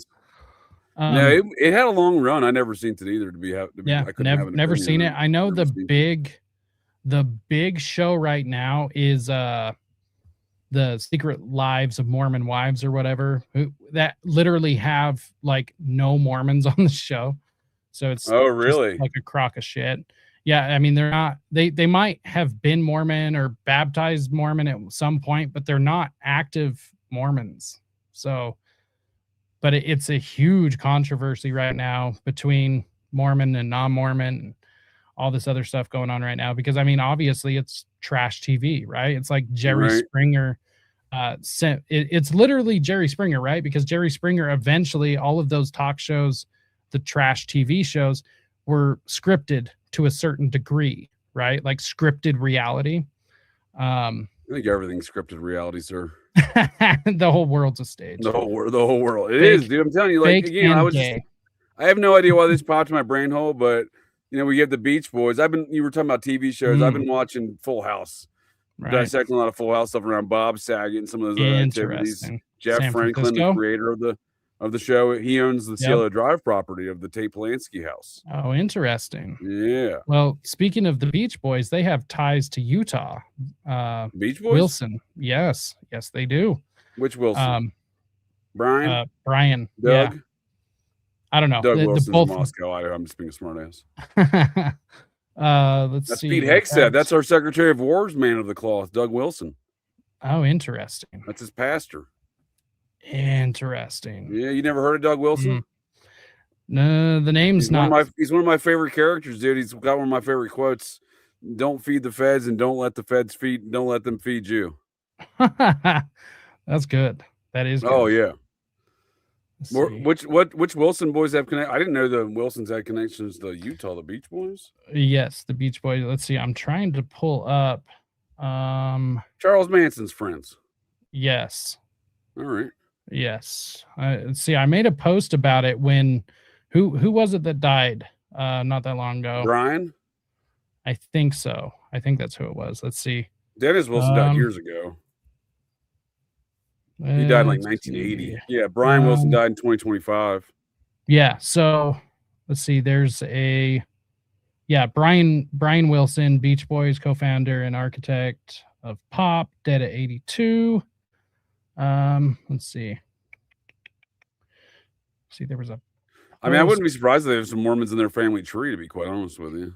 So I don't believe that it was the Mormon connection. But let's see. Damn it, where was this? Well, I was recently considering this when I was thinking of shows. I was considering this the other day, and just the lyrics of the song Kokomo, right?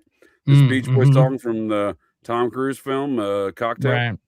Written by Papa John Phillips, Mr. Process. Written by course. Terry Melcher, Mr. Process, right? And it describes this quote unquote fictional island in the Florida Keys named Kokomo. I mean, it sounds a lot. It sounds very Epstein like when you start kind of applying these. Right. This kind of and they throw this in island. our face. They throw this stuff in our face. For sure, dude. It's crazy. I don't think, again, when I look at all these things going on in our world right now, it all seems to be Epstein adjacent or Epstein connected. Imagine that. Right. And he's the thread.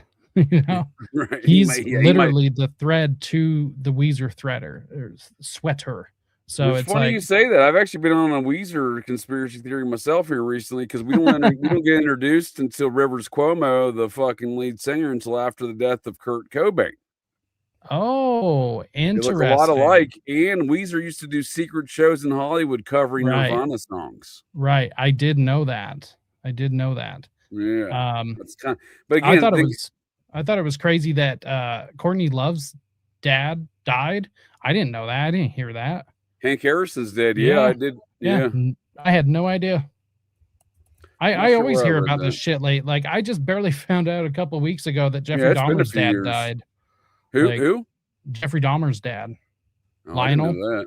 Yeah, he died in 2023 or 2022. I don't know, sometime right after COVID.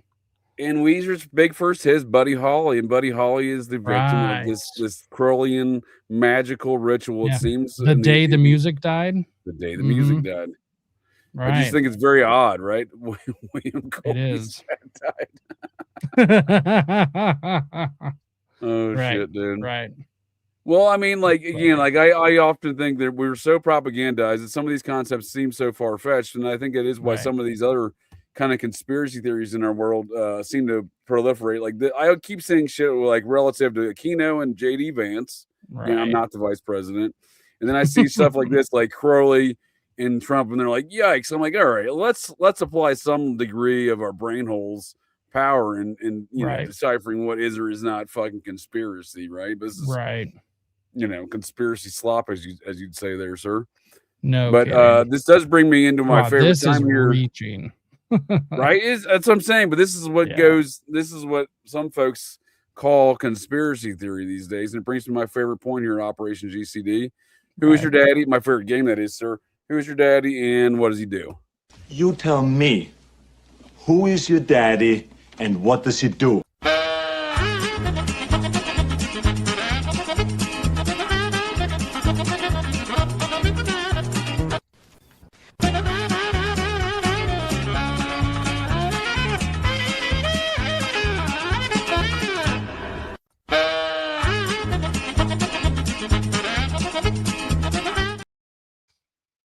My back. Yep. That one's out of control, dude. I see that one growing more and more. Yes. And while I do see a somewhat vague resemblance to Michael Aquino, he obviously looks exactly like his father, John David Bowman. Right. Which Right. was the name of J.D. Vance's birth name was John David Bowman. Right. He's actually changed his name a bunch of times. Well, that's the other thing, right? Yeah, he served in the Marines as a Hamill, I believe John David Right. Hamill. Right. So I get it. I understand with name changes and a slight resemblance, but when you look at the actual man's own father, right? Right. He looks exactly like him. Right. And plus I do think like Aquino definitely has some love children out there, as gross as that is. I wouldn't be surprised if you're a sex cultist, right? It won't make sense, right? I mean, he easily got to be spreading that Aquino juice around, you know. I'm more willing to believe Erica Kirk and JD Vance or Secret Yeah, Service. I don't know. That thing I sent you, those pictures I sent you about Erica's mother hanging out with. Yeah, I like that. Lilith. Let me bring that up for you while we're on. I knew there was a reason why I included that in tonight's discussion. Yes. You did send me that. Weird shit, dude. Weird shit. Honestly, it looks like her so much. So much does it look like her. I agree with you. And, and again, a lot of these things are connected, dude. Like, again, if Spencer Pratt is not a fucking Parley P. Pratt descendant, right? Mm-hmm. Right. Who is he? And why does he have United U.S. Army Special Operations Sergeant Major as his bodyguard, right? Right. How did that happen? Where did that connection go down? And this is a celebration of this relationship from Special Ops Magazine. This isn't like he said. I mean, John McPhee's a Delta Force legend, but like, how did he get linked up with Spencer Pratt? Right. Right. Yeah, that's weird. How did a Fort Bragg legend, right? When we're back to Fort Bragg, and again, the Pratt family is very extensive, dude. It's not just like Pratt Aerospace, right? It's right. They're everywhere, dude. The Romneys, the Huntsman, these are billionaire families of a Mormon variety, right? Yeah, 100%. We're back to the Mayflower families, though, too, right? Like it's true. They have connectivity there that we may not see publicly, right? I hear Mayflower. There's two things I automatically think of, and that's Salem witch trials, for sure, and Society of the Cincinnati. For sure, yeah. I mean, there's a lot of representation in both of those, right? From these organizations, right? So you do present, and again, back to the Mormons. Michael Aquino's first wife was Mormon, right? Yes, she was. In fact, I actually just posted something about that the other day. Forbes, right? Was it? Or that's his mother, Forbes. No, wait. That was his first wife, right? Was it Forbes? But yeah, Forbes, Betty Ford was his mother. His mom. Right. Yeah.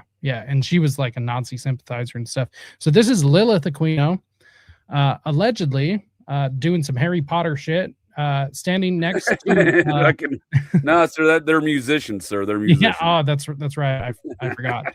So I don't know who those two women are, like directly behind Lilith, but the people to her right are allegedly Lori Franzvi or something, Franzvi, and Todd Franzvi or whatever, Todd, whatever. That's this guy right here, right? That's her Franzvi husband. Yes, that's Erica's her maiden name. Yes. I know who you're talking about. This was her second husband after. No, I believe that's Erica's dad. Her married name from Erica's father, right? But this isn't Erica's father, though, right?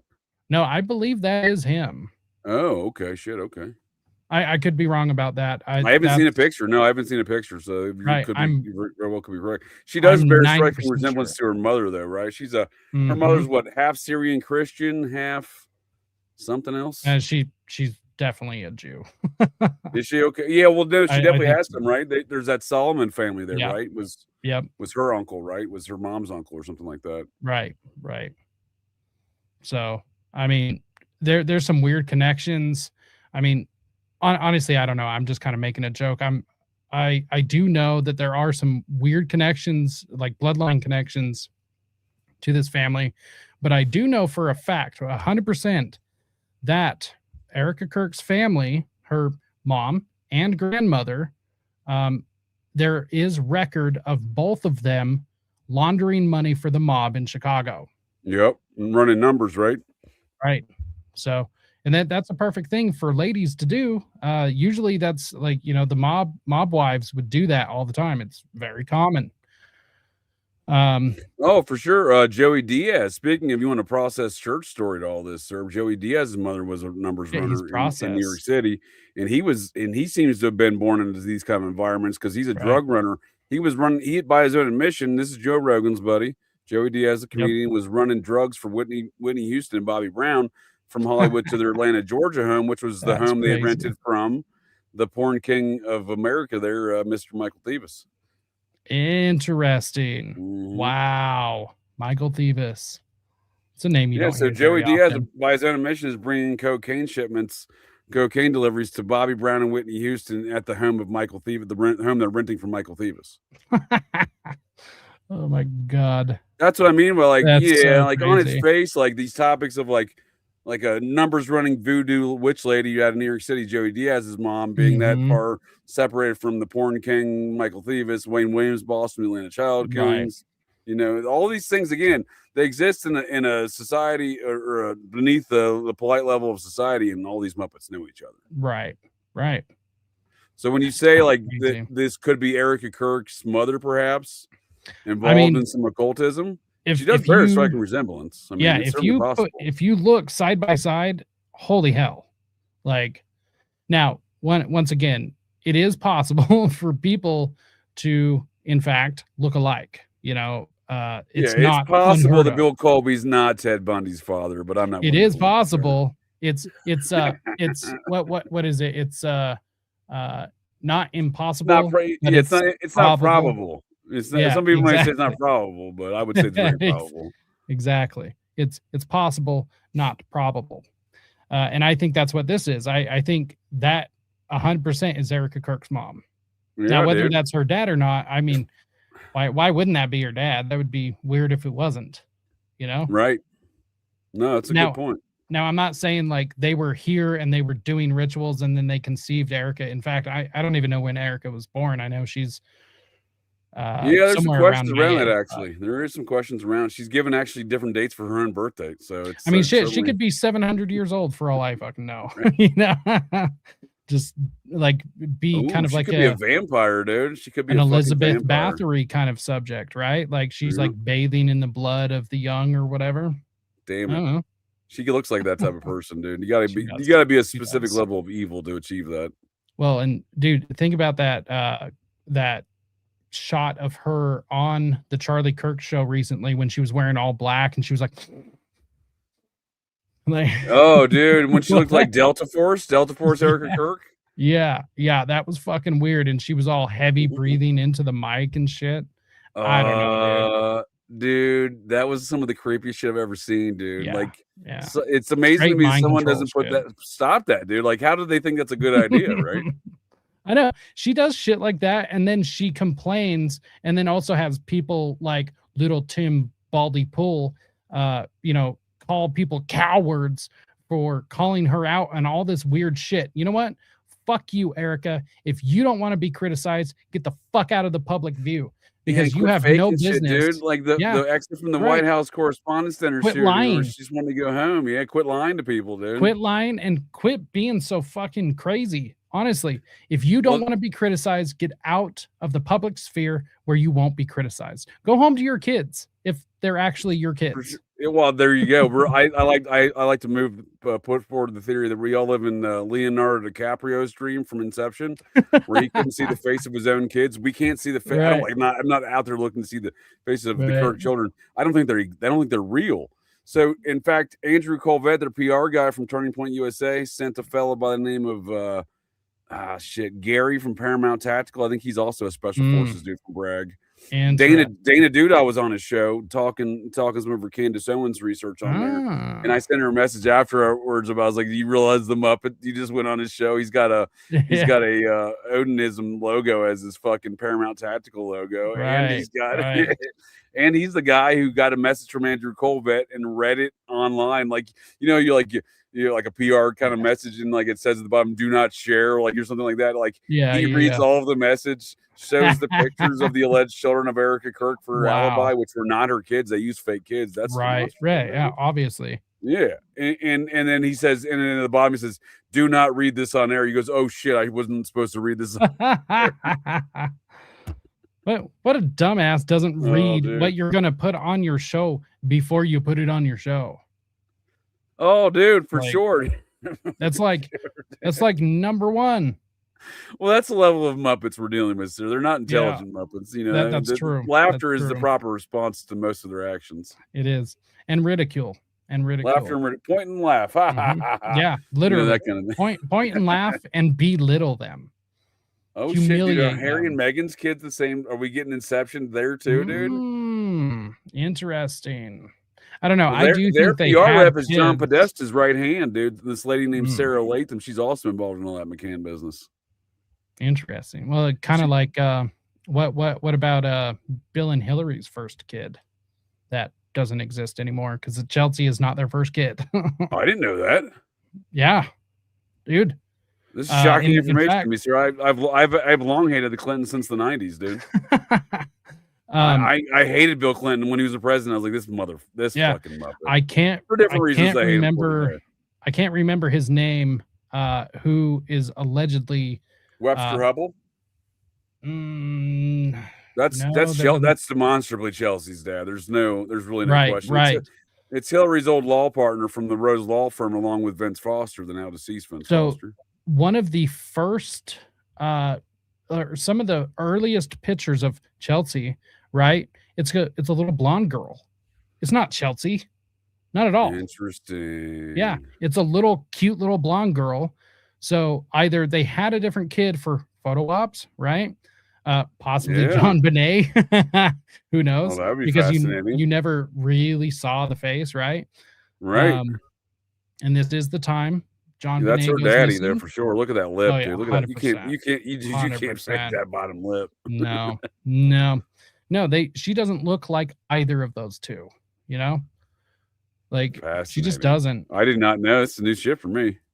Yeah, allegedly, at least the story around the campfire. The story goes that they sacrificed their first child, which is how they got to the level at which they are, because this was literally in between the governorship and the presidency.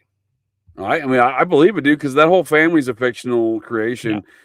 Bill 100%. Clinton's father seems, according to one of his closest confidants and associates, one of his hood rat shit guys, a guy by the name of Larry. He's now deceased. Larry something or another. It'll come back to me in a second. Anyway, he said that Bill's favorite, or Bill's daddy was William Fulbright. Interesting. And Clinton did have a job as his driver. Right. As J. William Fulbright's driver. Right.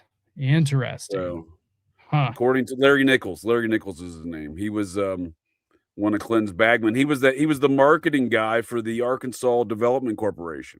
So he was the guy literally calling everyone to giving out all those loans that weren't getting paid back. Right. Interesting. So he was a guy in the Clinton. He was in the Clinton inner circle until he wasn't, right? Right. From about 78 to about 88. Did he mysteriously disappear after being involved? He did mysteriously kind of die, dude. He did have a strange. I mean, he was very.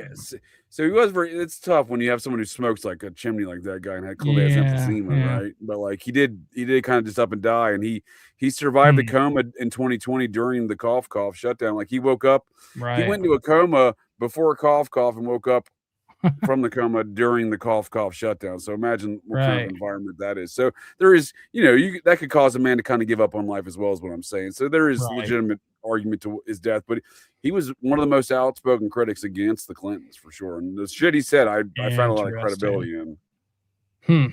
Interesting. Yeah. Anybody who is a critic thereof, of anyone tied to the Clintons, legally or through blood.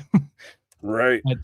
That's scary. That is very scary. And I pray for them, because I would not want to be on the receiving end of that. I don't want Hillary to wear my face. Right. Just saying. And he did speak as Hillary is definitely one wearing pants and all that. But yeah, he worked for the Arkansas Development Finance Authority, right? He was their main guy, like marketing director. He knew. I think he has a Fort Bragg background as well. There it is. And he knew Bill for many years. Right.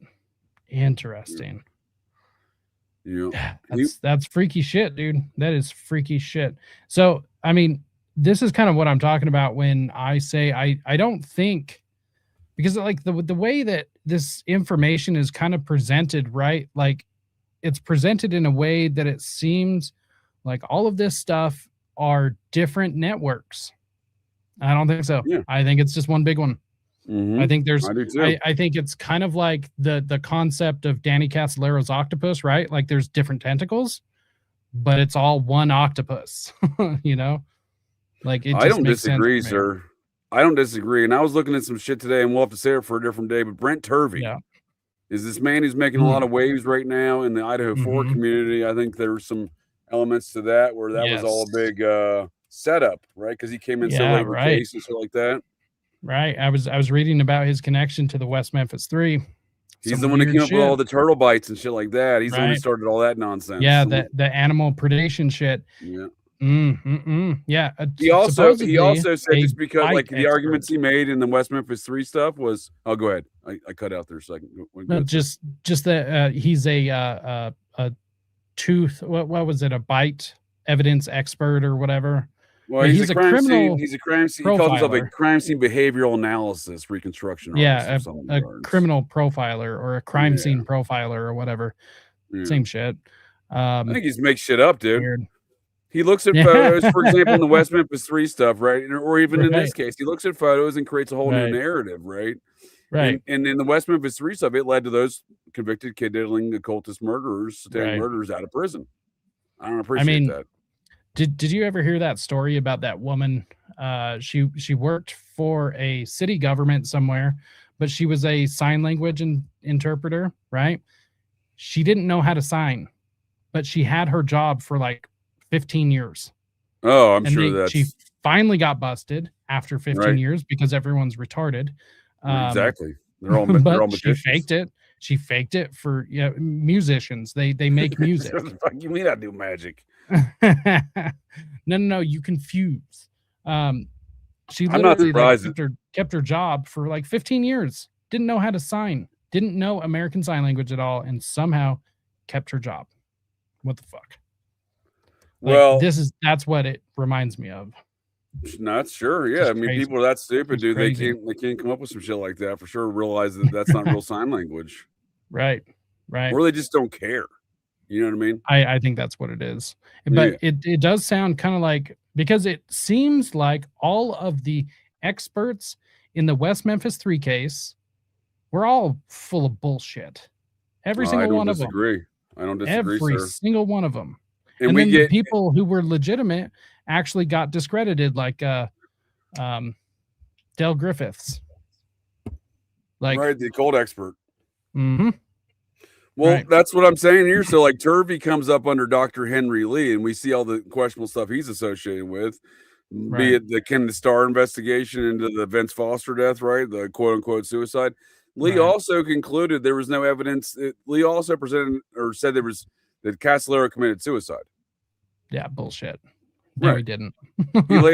He later recanted his statement, says a reconstruction is only as good as the information supplied by the police. Right. Well, I would like him to qualify such a statement to say, like, what was the thing that caused you to have a misleading conclusion there? Because he's the one who taught Brent Turvey. Brent Turvey's his protege. Every one of these cases Henry Lee has worked on, from Phil Spector to John Benet Ramsey. Right. Brent Turvey's out there making commentary on it. I think it's part of the charade. Weird.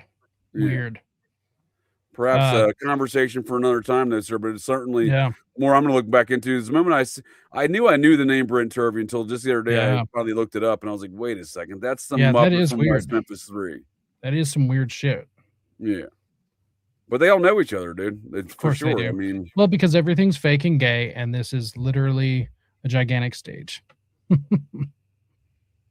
It does seem that way. It's hard to remove anything Hollywood from the West Memphis 3 thing, since they are very much all introduced themselves into the equation. Right. Well, I mean, the West Memphis 3 case was literally the final nail in the coffin for the witch hunt narrative, right? It was the final nail for this is the end of the satanic panic. Don't ever question child abuse at a mass scale. There's no network. Satanists do not harm children, and to question otherwise is retarded or something. I don't know what they're. Are you saying like their appeal, like once they won the appeal, that was kind of like supposed to be the final nail in the coffin? No, the whole thing, the whole thing? thing, because I mean, this is what I don't think the crime itself. So that's not what I'm talking about. Like not the crime, but any coverage of the crime. The crime was used in order to cement the satanic panic, because now you have innocent kids that just wear black and listen to Metallica, right? Like that's the whole story. Right. They were just innocent. They were framed by stupid, retarded Christians that were overzealous and just looking for an out. Go fuck or yourself. targeting How dumb do you homosexuals, think right? we They like are? to slip Right. that one in there. Oh, homosexuals are targeting homosexuals. Yeah. Well, maybe the Yeah, homosexuals exactly. should quit diddling the kids. Maybe that one. Maybe let's try that one first. Literally, a documentary was made, which is the best piece of propaganda I've ever seen in my life, and it was one of the most effective pieces of propaganda ever. This documentary was made by HBO. It gets shown to a bunch of coastal elite assholes, and then they take this as a personal mission to free these boys that they have no clue who the fuck they are, whether they're actually innocent or not, because all they've seen is a very clearly edited, framed piece of propaganda, right? For sure, dude. To me, that is the final nail in the coffin for the satanic panic. So that made it so that anyone that questioned the narrative of the satanic panic was nuts, right? Like that was it. That was basically the final nail in the coffin. And folks like Brett Until Turner now. help out with that within their appeal. He's the one Yes. who poo-pooed any of the occult nonsense, right? Yes. He's like, oh, well, just because 100%. they were restrained doesn't mean they were restrained in an occult manner. Right, You know what I right. mean? Well, Like, and all right, I was well, let's reading prove they weren't then, right? Brett Turvey was talking about Christopher Byers allegedly having a mark from a belt, right? Like he was abused with a belt, Right. No, and there was that mark on his thighs. part of the And then narrative. he said that John Mark Byers was the one responsible for it because of the bite marks, which go fuck yourself. That's not what happened. And the whole bite mark thing, that's bullshit evidence. That's just like the hair DNA. Okay, cool. Terry Hobbs matches that DNA profile, and so does 1.3 million other people in this fucking country. It's the same shit we see with the Ooh. Koberger case, dude. They're like, we can't we can't rule him out, and then they change the parameters of the testing to which it's a level which they can't rule him out. 100%. It's the exact same thing, but it backfires with the West Memphis 3 because the 2011 DNA testing is still kept private by the West Memphis 3 lawyers.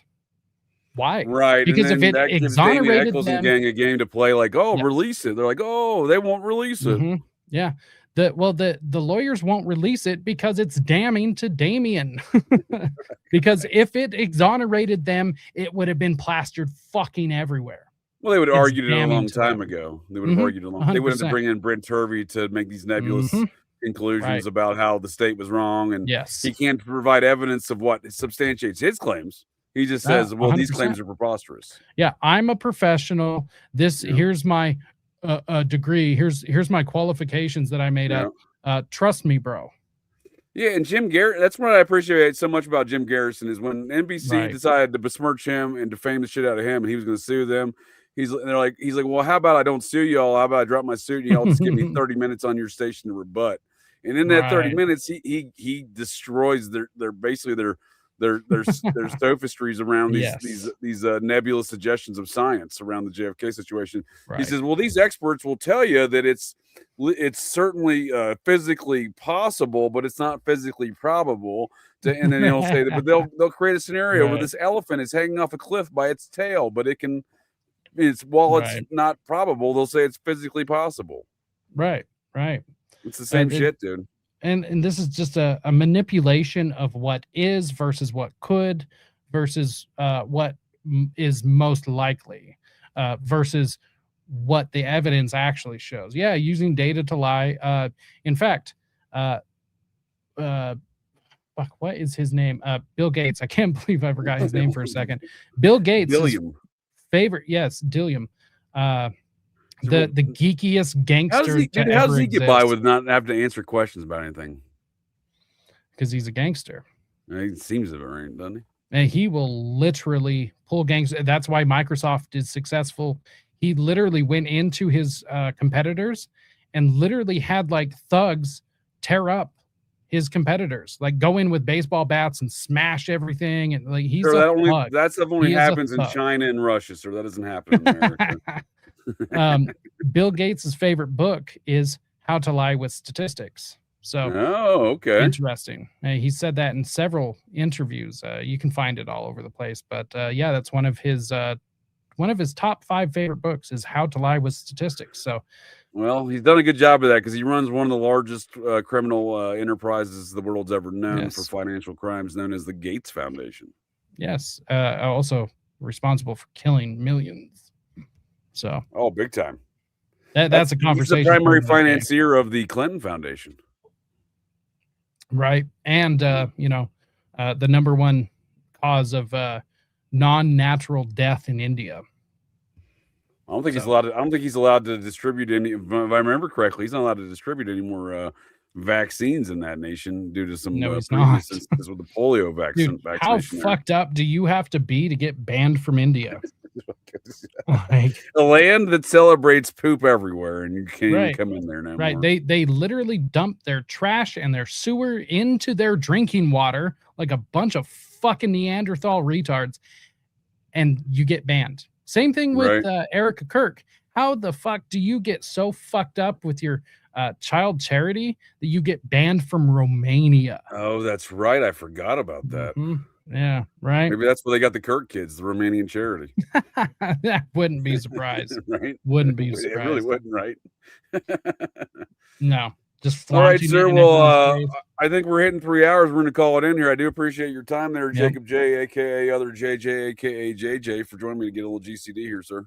Yes, sir. Yeah, this was a great time. Thanks for having me on for my first time.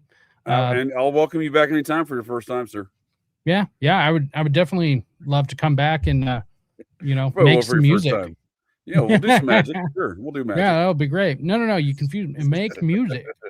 Yeah, we're all in hell, aren't we? When everyone thinks that they can't even understand the words between magic and music, I think that's the one of the signs of the third level of hell. What are you talking about? That's ghetto. What do you mean? I don't think that's ghetto. Yeah, I don't think. Well, oh my God, that I will never forget that. I think that is the way that people do look at this in the world we do live in, sir. I do think there is some folks that do find thinking to be ghetto.